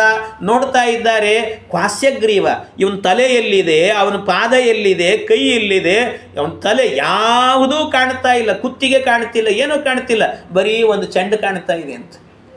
ಯಾರು ಈ ರೀತಿ ಕೊಂದಿದ್ದು ಯೋಚನೆ ಮಾಡಲಿಕ್ಕೆ ಸಾಧ್ಯ ಇಲ್ಲ. ಹಂಗೆ ಕೊಂದುಬಿಟ್ಟಿದ್ದಾನೆ ಈ ಭೀಮ, ಅವನನ್ನು ಯೋಚನೆ ಮಾಡಲಿಕ್ಕಾಗಲ್ಲ. ಆ ರೀತಿಯಲ್ಲಿ ಈ ರೀತಿ ಕೊಲ್ಲಿಕ್ಕೆ ಗಂಧರ್ವರಿಗೆ ಮಾತ್ರ ಸಾಧ್ಯ ಅಂತ ಅನಿಸ್ಬೇಕು. ಆ ರೀತಿಯಲ್ಲಿ ಕೊಂದಿದ್ದಂತೆ. ಇತಿತಂ ಸುಪರೀಕ್ಷಂತ ಗಂಧರ್ವೇಣ ಹತಂತದ. ಇವರು ಗಂಧರ್ವನೇ ಕೊಂದಿರಬೇಕು ಅಂತ ತಿಳ್ಕೊಂಡ್ರಂತೆ. ಗಂಧರ್ವನೇ ಕೊಂದಿರಬೇಕು ಅಂತ ತಿಳ್ಕೊಂಡು ಅವರೆಲ್ಲ ಅವದ್ಯತಂ ನಿಹತಂ ವೀಕ್ಷತಸ್ಯ ಪಂಚೋತ್ತರಂ ಶತಮೇವಾನುಜಾನಾಂ ಸರ್ವಂ ವರಾಚ್ಚಂಕರಸ್ಯ ಕ್ಯವದ್ಯಂ ಸಹೈವ ಕೃಷ್ಣಾಂ ತೇನ ದಗ್ದುಂಬ ಬಂದ ತಸ್ಮಿನ್ ಕಾಲೇ ಸಮಾಗಮ್ಯ. ಅಲ್ಲಿದ್ದವರೆಲ್ಲರೂ ಕೂಡ ನೋಡಿದ್ರಂತೆ. ನೋಡಿ ಗಾಬರಿ ಆದ್ರು. ಒಂದು ಸರ್ತಿ ಇಡೀ ಊರಿನ ಮಂದಿ, ಎಷ್ಟೋ ಜನ ಬಂದವರು ಕೂಡ ಏನು ಮಾಡಿದ್ರಂತೆ, ಅಪಶ್ಯನ್ ಅಂತಿಕೆ ಕೃಷ್ಣಾಂ ಸೂತಪುತ್ರ ಸಮಾಗತಃ. ಆ ದೇಹದ ಬಳಿಗೆ ಬಂದು ಕೆಲವರು ಕಣ್ಣೀರು ಹಾಕಿದ್ರಂತೆ, ಕೆಲವರು ನಿಜವಾಗ್ಲೂ ದುಃಖಪಟ್ಟರು, ಕೆಲವರಂತೂ ನಾಟಕದಿಂದ ದುಃಖಪಟ್ಟರಂತೆ, ಕೆಲವರು ಆನಂದದಿಂದ ಕಣ್ಣೀರು ಹಾಕಿದ್ರಂತೆ. ಕೆಲವರು ಅಂದರೆ ಈ ಅಯೋಗ್ಯ ಸತ್ನಲ್ಲ ಕೀಚಕ ಅಂತ ಕೆಲವರು ಸಂತೋಷಪಟ್ಟಿದ್ದಾರೆ. ಇನ್ನು ಕೆಲವರು ನಾಟಕ ಯಾಕೆ ಅಂದರೆ, ಇವನು ಸತ್ತಾಗ ನಾವು ಅಳ್ಳಿಲ್ಲ ಅಂದರೆ ಇನ್ನು ಉಳಿದವರು ಉಪಕೀಚಕರಿದ್ದಾರೆ, ಅವ್ರು ನಮ್ಮನ್ನು ಎಲ್ಲಿ ಕೊಲ್ತಾರೋ ಏನೋ ಅಂತ ಹೆದರಿಕೆಗೋಸ್ಕರವಾಗಿ ನಾಟಕಕ್ಕೋಸ್ಕರ ಆಗ್ತಾರಂತ ಅವರೆಲ್ಲರೂ ಕೂಡ. ಹೀಗೆ ಒಬ್ಬೊಬ್ಬರು ಒಂದೊಂದು ರೀತಿಯಲ್ಲಿ ಅಳ್ಳಿಕ್ಕೆ ಶುರು ಮಾಡಿದರು. ಕೆಲವರಂತೂ ನಿಜವಾಗಲೇ ಹತ್ತಿದ್ರಂತೆ. ಅವನಿಗೆ ಒಂದಷ್ಟು ಜನ ಹೆಂಡಂದರು ಮಕ್ಕಳು ಇವರಿದ್ರು, ಅವರೆಲ್ಲ ಬಂದು ಕಣ್ಣೀರು ಹಾಕಿದ್ರಂತೆ. ಅಯ್ಯೋ ಹೋದ್ನಲ್ಲ ಇವನು ಅಂತ. ಹೋದ್ನಲ್ಲ ಅಂತ ಅನ್ಕೊಳ್ತಾ ಇರುವಾಗ ಆ ಉಪಕೀಚಕರು ಬಂದರು. 105 ಜನ ಇದ್ರು ಅವರು ಉಪಕೀಚಕರು. ಅವರೆಲ್ಲ ನೋಡಿದರು, ಅಯ್ಯೋ ನಮ್ಮಣ್ಣ ಅವನ ದೇಹ ಎಲ್ಲಿ, ಹೇಗೆ ಅವನಿಗೆ ಸಂಸ್ಕಾರ ಮಾಡಬೇಕು ಅಂತ, ಆ ದೇಹಕ್ಕೆ ಸಂಸ್ಕಾರ ಮಾಡಬೇಕು ಅಂತ ಸ್ಮಶಾನಕ್ಕೆ ತಗೊಂಡು ಹೋಗಬೇಕು ಅಂತ ಅಂದ್ಕೊಂಡ್ರಂತೆ. ಸ್ಮಶಾನಕ್ಕೆ ತಗೊಂಡು ಹೋಗಬೇಕು ಆ ದೇಹವನ್ನು ಅಂತ ಅಂದುಕೊಂಡು ಸ್ಮಶಾನಕ್ಕೆ ತೆಗೆದುಕೊಂಡು ಹೋಗಬೇಕಾದ್ರೆ ದೇಹವೇ ಇಲ್ಲಲ್ಲ, ಒಂದೊಂದು ಪಾದ ಕೈ ಅದು ಇದು ಇರಬೇಕು, ಇಲ್ಲೇ ಇಲ್ಲ. ಅದಕ್ಕೇನು ಮಾಡಿದರು, ಅದಕ್ಕೆ ಬೇಕಾದ ರೀತಿಯಲ್ಲಿ ದರ್ಬೆಯಲ್ಲೇ ಒಂದು ದೇಹವನ್ನು ನಿರ್ಮಾಣ ಮಾಡಿದ್ರಂತೆ. ದರ್ಬೆಯಲ್ಲೇ ದೇಹವನ್ನು ನಿರ್ಮಾಣವನ್ನು ಮಾಡಿ ಅದರ ಜೊತೆಗೆ ಈ ದೇಹವನ್ನಿಟ್ಟು ಸುಡೋದು ಅಂತ ತೀರ್ಮಾನ ಮಾಡಿದ್ರು, ಇವನು ಸ್ಮಶಾನಕ್ಕೆ ತೊಗೊಂಡು ಹೋಗೋದು ಅಂತ. ಆಗಲೇ ಅಂದುಕೊಂಡ್ರಂತೆ, ಹನ್ಯತಾಂ ಶೀಘ್ರಮಸತಿ ಯತ್ಕೃತೆ ಕೀಚಕೋ ಹತಃ ಅಥವಾ ನೈವ ಹಂತವ್ಯ ದಕ್ಯತಾಂ ಕಾಮಿನಾಸಹ ಅಂತ ಅವರು ಅಂದುಕೊಂಡ್ರು. ಯಾರಿಗೋಸ್ಕರ ಇವತ್ತು ನಮ್ಮಣ್ಣ ಪ್ರಾಣ ಬಿಟ್ಟಿದ್ದಾನೆ? ಯಾರಿಗೋಸ್ಕರ? ಈ ಹೆಣ್ಣಿನ ಹಿಂದೆ ಬಿದ್ದಾಗ ಈ ಹೆಣ್ಣಿನ ಗಂಡಂದಿರು ಗಂಧರ್ವರು ಬಂದು ಯಾರೋ ಬಂದು ಇವರನ್ನು ಸಂಹಾರ ಮಾಡಿದ್ದಾರೆ. ಆದ್ದರಿಂದ ನಮಗೆ ಆ ಗಂಧರ್ವರು ಸಿಕ್ಕಿಲ್ಲ. ಆದರೆ ಗಂಧರ್ವರನ್ನು ಕೊಲ್ಲದೆ ಬಿಡೋದು ಬೇಡ. ಅದಕ್ಕೇನು ಮಾಡೋಣ, ಇವಳಿಂದ ಸತ್ತದ್ದು ಆದ್ದರಿಂದಾಗಿ ಸಹಗಮನ ಪದ್ಧತಿಯಂತೆ ಇವಳನ್ನು ಬಯಸಿದ್ದರಿಂದಾಗಿ ನಮ್ಮ ಅಣ್ಣನ ದೇಹದ ಜೊತೆಗೇನೆ ಇವಳನ್ನು ಸುಡಬೇಕು, ಇವಳನ್ನು ಕಟ್ಟಿ ಹಾಕಿ ಕರ್ಕೊಂಡು ಬನ್ನಿ ಅಂತ ಹೇಳಿದ್ರಂತೆ. ದ್ರೌಪದಿ ದೇವಿಯರನ್ನು ಸೈರಂಧ್ರಿಯನ್ನು ಕೂಡ ಕಟ್ಟಿದ್ರಂತೆ. ಕಟ್ಟಿಕೊಂಡು ಮೃತಸ್ಯಾಸ್ಯ ಪ್ರಿಯಂ ಕಾರ್ಯಂ ಸೂತಪುತ್ರಸ್ಯ ಸರ್ವತ, ಇವಳನ್ನು ನಾವು ಇವನ ಜೊತೆಗೆ ಸುಟ್ರೇನೆ ಆಗ ನಮ್ಮ ಅಣ್ಣನಿಗೆ ಪ್ರೀತಿ ಆಗತ್ತೆ, ಸತ್ತ ವ್ಯಕ್ತಿಗೆ ತೃಪ್ತಿ ಆಗತ್ತೆ. ಅದಕ್ಕೋಸ್ಕರವಾಗಿ ಹಾಗೆ ಮಾಡಬೇಕು ಅಂತ ಕೀಚಕೋ ಎಂ ಹತಶೇತೆ ಗಂಧರ್ವೈ ಕಾಮರೂಪಿಭಿ ಸೈರಂಧ್ರ್ಯ ಸಹಿತಂ ರಾತ್ರೌ ತಂದಹೇಮ ಸಹಾನಯ, ಅವನನ್ನು ಎಳ್ಕೊಂಡು ಬನ್ನಿ ಅಂತ ಅವಳನ್ನು ಹೋಗಿ ದೇಹವನ್ನೆಲ್ಲ ಕಟ್ಟಿದ್ರಂತೆ. ಕಟ್ಟುತ್ತಾ ಇರುವಾಗ ಆ ದ್ರೌಪದಿ ದೇವಿಯರು ಸೈರಂಧ್ರಿ ಕೂಗುತ್ತಾಳು ಒಂದು ಸರ್ತಿ, ರುರುದುಹು ಕೀಚಕಂ ದೃಷ್ಟ. ಕೆಲವರೆಲ್ಲ ಕೀಚಕನ್ ನೋಡಿ ಆಳ್ತಾ ಇದ್ರು, ಇವಳು ಮಾತ್ರ ಒಂದು ಸರ್ತಿ ಕೂಗು ಹಾಕಿದ್ಲಂತೆ. ಕೂಗು ಹಾಕಿ ಆಗ ಹೇಳ್ತಾ ಇದ್ದಾಳೆ, ಕೆಲವೆಲ್ಲ ನಿಕ್ನೇಮು ಅಂತ ಇಟ್ಕೊಂಡಿದ್ರಂತವ್ರು. 5 ಜನ ಇದ್ರಲ್ವ, ಆ 5 ಜನರು ಕೂಡ ನಿಕ್ನೇಮ್ ಇಟ್ಕೊಂಡಿದ್ರಂತೆ. ಏನೇನು ಹೆಸರು ಇಟ್ಟುಕೊಂಡಿದ್ರು ಅವರು ಅಂತಂದರೆ, ಧರ್ಮರಾಜನಿಗೆ ಜಯ ಅಂತ ಹೆಸರಂತೆ, ಭೀಮನಿಗೆ ಜಯೇಶ ಅಂತ ಹೆಸರಂತೆ, ಈ ಅರ್ಜುನನಿಗೆ ವಿಜಯ ಅಂತ ಹೆಸರಂತೆ, ಈ ನಕುಲನಿಗೆ ಸಹತ್ಸೇನ ಅಂತ ಹೆಸರಂತೆ, ಜಯತ್ಸೇನ ಅಂತ ಹೆಸರು, ಈ ಸಹದೇವನಿಗೆ ಜಯದ್ಬಲ ಅಂತ ಹೆಸರಂತೆ. ಈ ಹೆಸರುಗಳನ್ನು ಇಟ್ಟುಕೊಂಡಿದ್ರು. ಅದಕ್ಕೆ ಅರ್ಜುನನಿಗೆ ಫಲ್ಗುಣ ಮೊದಲಾದ ಹೆಸರುಗಳಲ್ಲಿ ವಿಜಯ ಅನ್ನುವಂಥದ್ದು ಕೂಡ ಅರ್ಜುನನ ಒಂದು ಹೆಸರು. ಯಾಕೆ ಅಂದರೆ ಅದೊಂದು ನಿಕ್ನೇಮ್, ಅಂದರೆ ಯಾರಿಗೂ ಗೊತ್ತಾಗಬಾರ್ದು. ಇದು ಏನಂತಾರಲ್ಲ, ಕೀಚಕನ ವಧೆ ಅನ್ನುವಂಥ ಒಂದು ಆಪರೇಷನ್ ಇಟ್ಕೊಂಡಿದ್ರು ಇಲ್ಲಿ. ಹಾಗಾಗಿ ಆ ವಧೆಯ ಕಾಲದಲ್ಲಿ, ಅಜ್ಞಾತವಾಸದ ಕಾಲದಲ್ಲಿ ಅವರಿಗೆ ಮಾತ್ರ ಗೊತ್ತಾಗಬೇಕು ಅಂಥ ಹೆಸರುಗಳನ್ನು ಇಟ್ಟುಕೊಂಡಿದ್ರಂತೆ. ಆ ಹೆಸರಿನಿಂದ ದ್ರೌಪದಿ ದೇವಿಯರನ್ನು ಕಟ್ಟಿ ಎಳ್ಕೊಂಡು ಹೋಗಬೇಕಾದ್ರೆ ಜಯೋ ಜಯೇಶೋ ವಿಜಯೋ ಜಯತ್ಸೇನೋ ಜಯದ್ಬಲಃ ತೇಮೇವಾಚಂ ವಿಜಾನಂತು ಸೂತಪುತ್ರ ನಯಂತಿ ಮಾಂ, ನನ್ನನ್ನು ಈ ಸೂತಪುತ್ರರು ಉಪಕೀಚಕರೆಲ್ಲರೂ ಕೂಡ ಎಳ್ಕೊಂಡು ಹೋಗ್ತಾ ಇದ್ದಾರೆ, ಬನ್ನಿ ನನ್ನನ್ನು ರಕ್ಷಣೆ ಮಾಡಿ ಅಂತ ಕೂಗಿದ್ಲಂತೆ. ಯೇಷಾಂ ದಿಂದುಭಿ ನಿರ್ಘೋಷೋ ಜ್ಯಾಘೋಷೋ ಶ್ರೂಯತೆ ಮಹಾನ್ ತೇಮೇವಾಚಂ ವಿಜಾನಂತು ಸೂತಪುತ್ರ ನಯಂತಿ ಮಾಂ. ಸೂತಪುತ್ರನನ್ನು ಕರ್ಕೊಂಡು ಹೋಗ್ತಿದ್ದಾರೆ. ಅವರ ದೊಡ್ಡದಾಗಿರುವಂತಹ ದುಂದುಬಿ ಘೋಷಗಳೆಲ್ಲ ಕೇಳ್ತಾ ಇದೆ. ಇದರ ಮಧ್ಯದಲ್ಲಿ ನನ್ನ ಮಾತು ಸರಿಯಾಗಿ ಕೇಳಲ್ಲ, ಆದರೂ ಕೇಳಿಸ್ಕೊಂಡಾದರೂ ಬನ್ನಿ ನನ್ನನ್ನು ರಕ್ಷಣೆ ಮಾಡಿ ಅಂತ ಅಲ್ಲಿಂದ ಜೋರಾಗಿ ಕೂಗಿದ್ಲಂತೆ. ಇಷ್ಟು ಕೂಗುತ್ತಾ ಇದ್ದಾಳೆ. ಎಂತಿಂಥ ಕಷ್ಟ ಅನುಭವಿಸಿದ್ದಾರೆ ದ್ರೌಪದಿ ದೇವಿಯರು. ಅಂತಹ ಕಷ್ಟ ಅನುಭವಿಸ್ತಾ ಚಿತಾ ಸಮೀಪಂ ಗತ್ವಾತು ತತ್ರ ಪಶ್ಯನ್ ಮಹಾಬಲಃ, ಚಿತೆಯ ಸಮೀಪಕ್ಕೆ ಕರ್ಕೊಂಡು ಹೋದ್ರಂತೆ. ಆ ಚಿತೆಯ ಸಮೀಪಕ್ಕೆ ಕರ್ಕೊಂಡು ಹೋಗಿ ಆ ಚಿತಾಗಾರ ಇನ್ನೇನು ಎಲ್ಲ ತಯಾರಿ ಮಾಡಿದ್ದಾರೆ ಇವನನ್ನು ಸುಡಬೇಕು ಅಂತ, ಇವಳನ್ನು ಕಟ್ಟಿ ಹಾಕಿದ್ದಾರೆ. ಆ ಸುಡುವ ಬೆಂಕಿಯಲ್ಲೇನೆ ಇವಳನ್ನು ಎತ್ತಿ ಹಾಕಬೇಕು ಅಂತ ವಿಚಾರ ಮಾಡಿದ್ದಾರೆ. ಇಂಥ ವಿಚಾರ ಮಾಡಿಕೊಂಡು ಅಯೋಗ್ಯರೆಲ್ಲ ನಿಂತಿರುವಾಗ ಆಗ ಏನಾಯಿತು, ಇದನ್ನು ಕೇಳಿಸಿಕೊಂಡಂತಹ ಭೀಮಸೇನ ದೇವರು ವಲಲ ಒಮ್ಮೆ ಎದ್ದ ನೋಡಿ. ಎದ್ದು ಬರಲಿಕ್ಕೆ ಶುರು ಮಾಡಿದ್ದಂತೆ. ಆ ಪಾಕಶಾಲೆಯಿಂದ ಸ್ಮಶಾನದ ತನಕ ಒಂದೇ ವೇಗದಲ್ಲಿ ಬಂದ, ವಾಯುದೇವರೇ ಅವರು ಆ ವೇಗದಿಂದ ಬಂದ್ರಂತೆ. ಬರ್ತಾ ಇರುವಾಗಲೇ ಏನಾಯ್ತಂತೆ, ಅಕಸ್ಮಾತ್ ದಾರಿಯಲ್ಲಿ ಬರ್ತಾ ಇದ್ದುವಾಗ ಅಲ್ಲಲ್ಲಿ ಏನಾಗ್ತಿತ್ತಂತೆ, ಇವರು ತೊಡೆ ಅಲ್ಲಿ ಇಲ್ಲಿ ಇದ್ದಂಥ ದೊಡ್ಡ ದೊಡ್ಡ ಮರಗಳಿಗೆ ಬಡಿತಿತ್ತಂತೆ. ಬಡಿದ್ರೆ ಆ ಮರಗಳು ಕಿತ್ತಿ ಬಿದ್ದು ಹೋಗ್ತಿದ್ವಂತೆ. ದೊಡ್ಡ ದೊಡ್ಡ ಮರಗಳು, ಹೆಮ್ಮರಗಳು, ಆ ಮರಗಳೇ ಬಿದ್ದು ಹೋಗ್ತಿದ್ವಂತೆ. ಎಲ್ಲವೂ ಕೂಡ ಕತ್ತರಿಸಿಕೊಂಡು ಬೀಳುತ್ತಿದ್ವಂತೆ. ಅದನ್ನು ನೋಡಿ ಮರಗಳು ಎಲ್ಲೋ ದೂರದಲ್ಲಿ ಬೀಳುತ್ತಾ ಇರೋದನ್ನು ನೋಡಿ, ಇಲ್ಲ ಗಂಧರ್ವ ಬಂದರು ಅಂತ ಹೆದರ್ಕೊಂಡ್ರಂತಲ್ಲಿ ಇದ್ದವರೆಲ್ಲ, ಬಂಧುಗಳು ಬಾಂಧವರೆಲ್ಲ ಬಂದಿದ್ರಲ್ಲಿ ಎಲ್ಲ ಓಡಿ ಹೋದ್ರಂತ. ಅದರಲ್ಲಿ ಎಲ್ಲರೂ ಓಡಿ ಹೋದರು. ಎಲ್ಲರೂ ಓಡಿ ಹೋದಾಗ ಆ ಸ್ಮಶಾನದಲ್ಲಿ ಉಳಿದದ್ದು ಯಾರು ಅಂದರೆ ಈ ಉಪಕೀಚಕರು 105 ಜನ ಇದ್ರಲ್ಲ, ಅವ್ರು ಮಾತ್ರ ಉಳಿದಿದ್ರಂತೆ. ಅವರು ಮಾತ್ರ ಉಳಿದಾಗ ಅಲ್ಲಿ ನಿಂತು ಭೀಮಸೇನ ದೇವರು ಒಬ್ಬೊಬ್ಬರನ್ನು ಚೆಂಡಾಡಿದ್ರಂತೆ. ಎಲ್ಲರನ್ನೂ ಕೂಡ ಚೆನ್ನಾಗಿ ಗಂಧರ್ವೋ ಬಲವಾನೇತಿ ಕ್ರುದ್ಧ ಉದ್ಯಮ್ಯ ಪಾದಪಂ, ಅವನು ಪಾದಪಗಳನ್ನೆಲ್ಲ ಮುರ್ಕೊಂಡು ಬರ್ತಾ ಇದ್ದಾನೆ. ಯಾವಾಗ ದ್ರೌಪದಿ ದೇವಿಯರು ಸುದ್ದಿ ಹೇಳಿದ್ರಲ್ವ, ಆಗಲೇ ಒಂದು ಮರ ಕಿತ್ತೇ ಬಿಟ್ಟಿದ್ನಂತೆ. ಅವನು ಭೀಮ ಅಂದ್ರೆ ಹಾಗೆ, ಯಾರಾದರೂ ಈ ರೀತಿ ಅನ್ಯಾಯ ಮಾಡಿದ್ರು ಅಂದ್ರೆ ಮೊದಲು ನೋಡೋದೇ ಮರ ನೋಡ್ತಾನಂತವನು. ಮರ ನೋಡಿದ ಕಿತ್ತೇ ಬಿಟ್ಟಿದ್ದ. ಮಧ್ಯದಲ್ಲಿ ಎಷ್ಟೋ ಮರಗಳನ್ನು ಮುರ್ಕೊಂಡೇ ಬಂದಿದ್ದಂತೆ. ಅನ್ಯೇನತ್ವಂ ಪತಾಗಚ್ಚ ಸುದೇಷ್ಣಾಯ ನಿವೇಶನಂ ಅನ್ಯೇನಾಹಂ ಗಮಿಷ್ಯಾಮಿ ವಿರಾಟಸ್ಯ ಮಹಾಸಂ.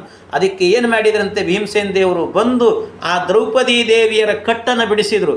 ಆ ಕಟ್ಟನ್ನು ಬಿಡಿಸಿ ಅವರನ್ನು, ನೀನು ಸುದೇಷ್ಣೆಯ ಮನೆಗೆ ಹೋಗು, ನಾನು ಇವರನ್ನು ನೋಡ್ಕೊಂಡು ಬರ್ತೇನೆ ಅಂತ ಎಲ್ಲ ಉಪಕೀಚಕರನ್ನು ಒಬ್ಬರನ್ನೂ ಬಿಡದಂತೆ.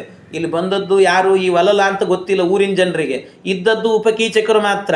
ಅಷ್ಟೂ ಜನ ಉಪಕೀಚಕರನ್ನು ಕೂಡ ಏಕಾಕಿಯಾಗಿ ನಿಂತುಕೊಂಡು ಭೀಮಸೇನ ದೇವರು ಎಲ್ಲರನ್ನು ಸಂಹಾರ ಮಾಡಿದ್ರಂತೆ. ಆ ಕಡೆ ಈ ಕಡೆ ಯಾರಾದರೂ ತಪ್ಪಿಸ್ಕೊಂಡು ಹೋಗ್ತಾ ಇದ್ರು, ಬಿಟ್ಟಿಲ್ಲ ಅವರನ್ನು. ಎಳ್ಕೊಂಬಂದು ಇವು ಏನು ಅಂದ್ಕೊಂಡಿದ್ರಿ, ಯಾವ ದೇಹದಲ್ಲಿ ಅಂದರೆ ಇದರಲ್ಲಿ ಹೆಣದಲ್ಲಿ ಸುಡಬೇಕು ಅಂದ್ಕೊಂಡಿದ್ರಲ್ಲ, ನೀವೆಲ್ಲರೂ ಅಲ್ಲೇ ಸಾಯುವಂತ್ರಿ ಅಂತ ಅಂದ್ಕೊಂಡು ಆ ಉಪಕೀಚಕರೆಲ್ಲರನ್ನೂ ಕೂಡ ಏಕಕಾಲದಲ್ಲಿ ಸಂಹಾರವನ್ನು ಮಾಡಿದ್ನಂತೆ ಭೀಮ. ಎಲ್ಲರನ್ನು ಪುಡಿಗಟ್ಟಿದ. ಇಷ್ಟು ಪುಡಿಗಟ್ಟಿ ಆದ ನಂತರ ಈ ಕಡೆಯಿಂದ ಈ ಸೈರಂಧ್ರಿ ಸುದೇಷ್ಣೆಯ ಕೋಣಿಗೆ ಹೋಗಿಬಿಟ್ಲಂತೆ. ವಿಚಾರ ಗೊತ್ತಾಯಿತು, ಉಪಕೀಚಕರು ಎಲ್ಲ ಸತ್ತಿದ್ದಾರೆ ಅಂತ. ಭೀಮಸೇನ ದೇವರು ಅವರನ್ನು ಕೊಂದು ಒಳಗೆ ಪಾಕಶಾಲೆಗೆ ಬಂದು ಸೇರ್ಕೊಂಡ್ಬಿಟ್ಟಿದ್ದಾರೆ. ಯಾರು ಅಂತೂ ಗೊತ್ತಿಲ್ಲ, ಜಗತ್ತಿಗೆ ಗೊತ್ತಿಲ್ಲ. ಅದನ್ನು ಏನು ಮಾಡಿದ್ದಂತೆ, ಅದನ್ನು ಕೂಡ ಕೆಲವ್ರನ್ನೆಲ್ಲ ಕೊಲ್ಲುವಾಗ ಹಾಗೆಲ್ಲ ಮಾಡ್ತಿದ್ದ ಭೀಮ. ಈ ಹೆಬ್ಬಾಗಿಲಿರ್ತದಲ್ಲ, ಹೆಬ್ಬಾಗಿಲಿಗೆ ನೇತು ಹಾಕಿಬಿಡ್ತಿದ್ದಂತೆ ಕೆಲವ್ರನ್ನ. ತೋರಣದ ಹಂತೆ ಈ 105 ಮಂದಿ ತೋರಣಗಳು ನೀವು ಅಂತ ಹಾಕಿಟ್ಬಿಟ್ಟಿದ್ದಂತೆ. ಆ ರೀತಿಯಲ್ಲಿ ಹಾಗೆ ಸ್ಮಶಾನಕ್ಕೆ ತೋರಣ ಮಾಡಿ ಇಟ್ಬಿಟ್ಟಿದ್ದ. ಆ ರೀತಿಯಲ್ಲಿ ಮಾಡಿ ಬಂದಿದ್ದ. ಆಮೇಲೆ ಎಲ್ಲ ಹೋದರು, ನೋಡ್ತಾರೆ ಬರೀ ಹೆಣದ ರಾಶಿಗಳು ಬಿದ್ದಿದೆ. ಅಷ್ಟು ಹೆಣದ ರಾಶಿಗಳು, ಎಲ್ಲಿ ನೋಡಿದ್ರು ಯಾರೂ ಇಲ್ಲ. ಉಪಕೀಚಕರಲ್ಲಿ ಒಬ್ಬರೂ ಉಳಿದಿಲ್ಲ. ಅಷ್ಟೂ ಜನರಿಗೂ ಸಂಸ್ಕಾರ ಮಾಡಬೇಕು ಅಂತ ಎಲ್ಲರಿಗೂ ಕೂಡ ಪಂಚಾಧಿಕಂ ಶತಂ ತತ್ರ ನಿಹತಂ ತೇನ ಭಾರತ ಮಹಾವನಮಿವಚ್ಛಿನ್ನಂ ಶಿಷ್ಯೇ ವಿಗಳಿತ ದ್ರುಮಂ. ಅವರೆಲ್ಲರನ್ನೂ ಕೂಡ ಕೊಂದಿದ್ನಲ್ಲ, ಅವರಿಗೆಲ್ಲ ಸಂಸ್ಕಾರ ಅಂತ ಮಾಡಿದ್ರಂತೆ. ಎಲ್ಲ ಸಂಸ್ಕಾರ ಆದ ನಂತರ ವಿರಾಟ ನಗರೇ ಚಾಪಿ ಸರ್ವೇ ಮತ್ಸ್ಯಾ ಸಮಾಗತಾಃ ಕಲ್ಯಂ 500 ಚೈತಾನ್ ಅಪಶ್ಯನ್ ಸಾರಥೀನ್ ಹತಾನ್. ಅವರ ಸಾರಥಿಗಳನ್ನು ಕೊಂದಿದ್ದ, ಎಲ್ಲರನ್ನು ಕೊಂದಿದ್ದ. ಗಂಧರ್ವ ಇತ್ಯೇವ ನಿಹತ್ಯ ಸರ್ವಾನ್ ಮುಮೋದ ಭೀಮೋ ದ್ರೌಪದಿ ಚಾತ ಕೃಷ್ಣಾಂ ಯಾಹೀತ್ಯೂಚೆ ಸುದೇಷ್ಣಾ ಭಯೇನ ತ್ರಯೋದಶಾಹಂ ಪಾಲಯೇತ್ಯಾಹತಾಂ ಸಾ. ಇಷ್ಟಾಯಿತು. ಆದ ನಂತರ ಎಲ್ಲರೂ ಸತ್ತಿದ್ದಾರೆ.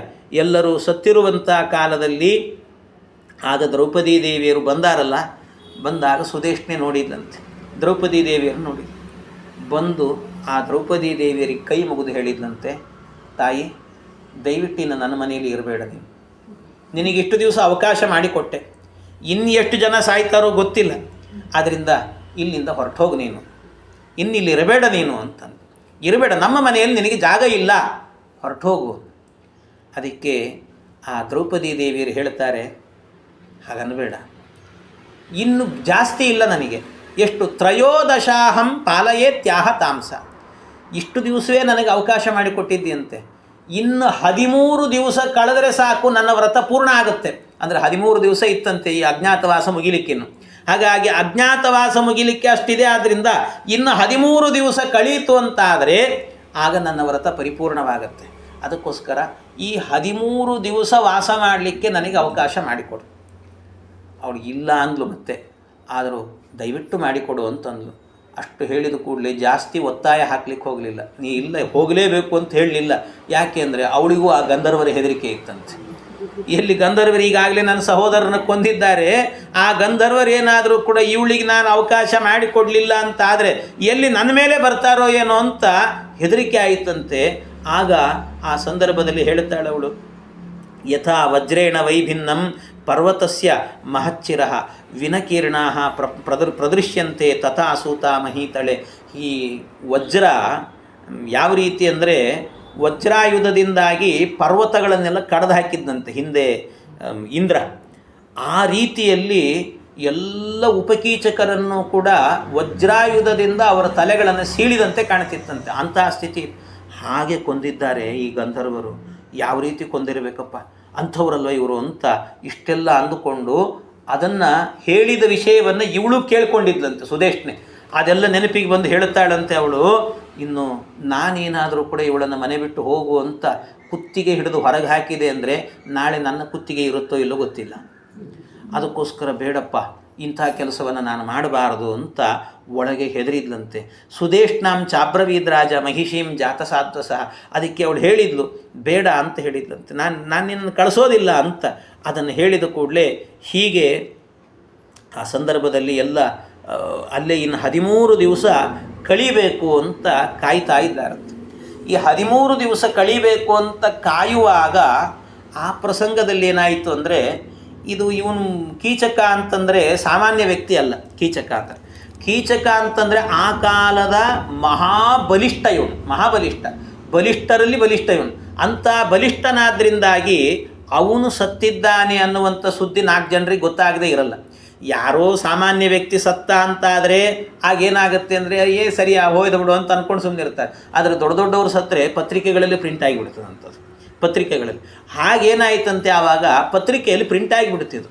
ಮರುದಿವಸಕ್ಕಾಗುವಾಗ ಕೀಚಕರು ಸತ್ತಿದ್ದಾರೆ, ಅಷ್ಟೇ ಅಲ್ಲ ಅದರ ಜೊತೆಗೆ ಉಪಕೀಚಕರು ಸತ್ತಿದ್ದಾರೆ. ಅದರ ಜೊತೆಗೆ ಇನ್ನೊಂದೇನು ಅಂದರೆ, ಕೀಚಕ ಸಾಯಲಿಕ್ಕೆ ಕಾರಣ ಏನು ಅಂದರೆ ಯಾರೋ ಗಂಧರ್ವರಂತೆ ಕಾರಣ. ಅದು ಮತ್ತೆಲ್ಲ ವಿಮರ್ಶೆ ಮಾಡೇ ಬರೆದಿರ್ತಾರೆ ಪತ್ರಿಕಾಕಾರ. ಅದನ್ನೆಲ್ಲ ಕಾಯಲಿಕ್ಕೆ ಕಾರಣ ಗಂಧರ್ವರಂತೆ. ಅದರಲ್ಲೂ ಆ ಗಂಧರ್ವರು ಯಾಕೆ ಕೊಂದರು ಅಂತಂದರೆ, ಆ ಗಂಧರ್ವರ ಒಬ್ಬ ಹೆಂಡತಿ ಇದ್ದಾಳಂತೆ. ಆ ಹೆಂಡತಿಯ ಮೇಲೆ ಮೋಜಾಯಿತು ಇವನಿಗೆ, ಅದಕ್ಕೋಸ್ಕರ ಗಂಧರ್ವರು ಕೊಂದರು ಅಂತ ಇದು ಪತ್ರಿಕೆಯಲ್ಲಿ ಪ್ರಿಂಟ್ ಆಗಿತ್ತು. ಇದು ಪ್ರಿಂಟ್ ಆದಂಥ ಸುದ್ದಿ ಏನಾಯಿತು ಅಂದರೆ ಎಲ್ಲ ಕಡೆಯಲ್ಲೂ ಮುಟ್ಟಿತ್ತು. ಹಸ್ತಿನಾವತಿ ತನಕಲೂ ಕೂಡ ಹೋಯಿತು. ಹಸ್ತಿನಾವತಿಗೆ ಹೋದಾಗ ಈ ದುರ್ಯೋಧನನಿಗೆ ಓದೋ ಹವ್ಯಾಸ ಇಲ್ಲದೇ ಇದ್ದರೂ ಕೂಡ ಅಯೋಗ್ಯನಿಗೆ ಆವತ್ತು ಯಾರೋ ಬಂದು ಇವತ್ತು ದಯವಿಟ್ಟು ಪತ್ರಿಕೆ ಓದು ಅಂದ್ರು ಅಂತ. ಅವನಿಗೆ ಆಯಿತು ಅಂತ ಪತ್ರಿಕೆ ಓದಿದ್ನಂತ. ಓದಿದರೆ ನೋಡ್ತಾನೆ ಅವನು, ಇಷ್ಟೆಲ್ಲ ನಡೆದಿದೆ, ಡೀಟೇಲ್ಡಾಗಿ ಬರೆದಿದ್ರೆ ಎಲ್ಲವೂ ಕೂಡ. ಇದನ್ನೆಲ್ಲ ನೋಡಿದ ಕೂಡಲೇ ಮೊದಲು ಯೋಚನೆ ಮಾಡಿದ್ದೇನು ಅಂದರೆ, ಈ ಕೀಚಕ ಸತ್ತಿದ್ದಾನೆ ಅಂದರೆ ಕೊಂದವನು ಭೀಮನೇ ಅಂತಂದ. ಕೊಂದವನು ಭೀಮನೇ ಅಂತ.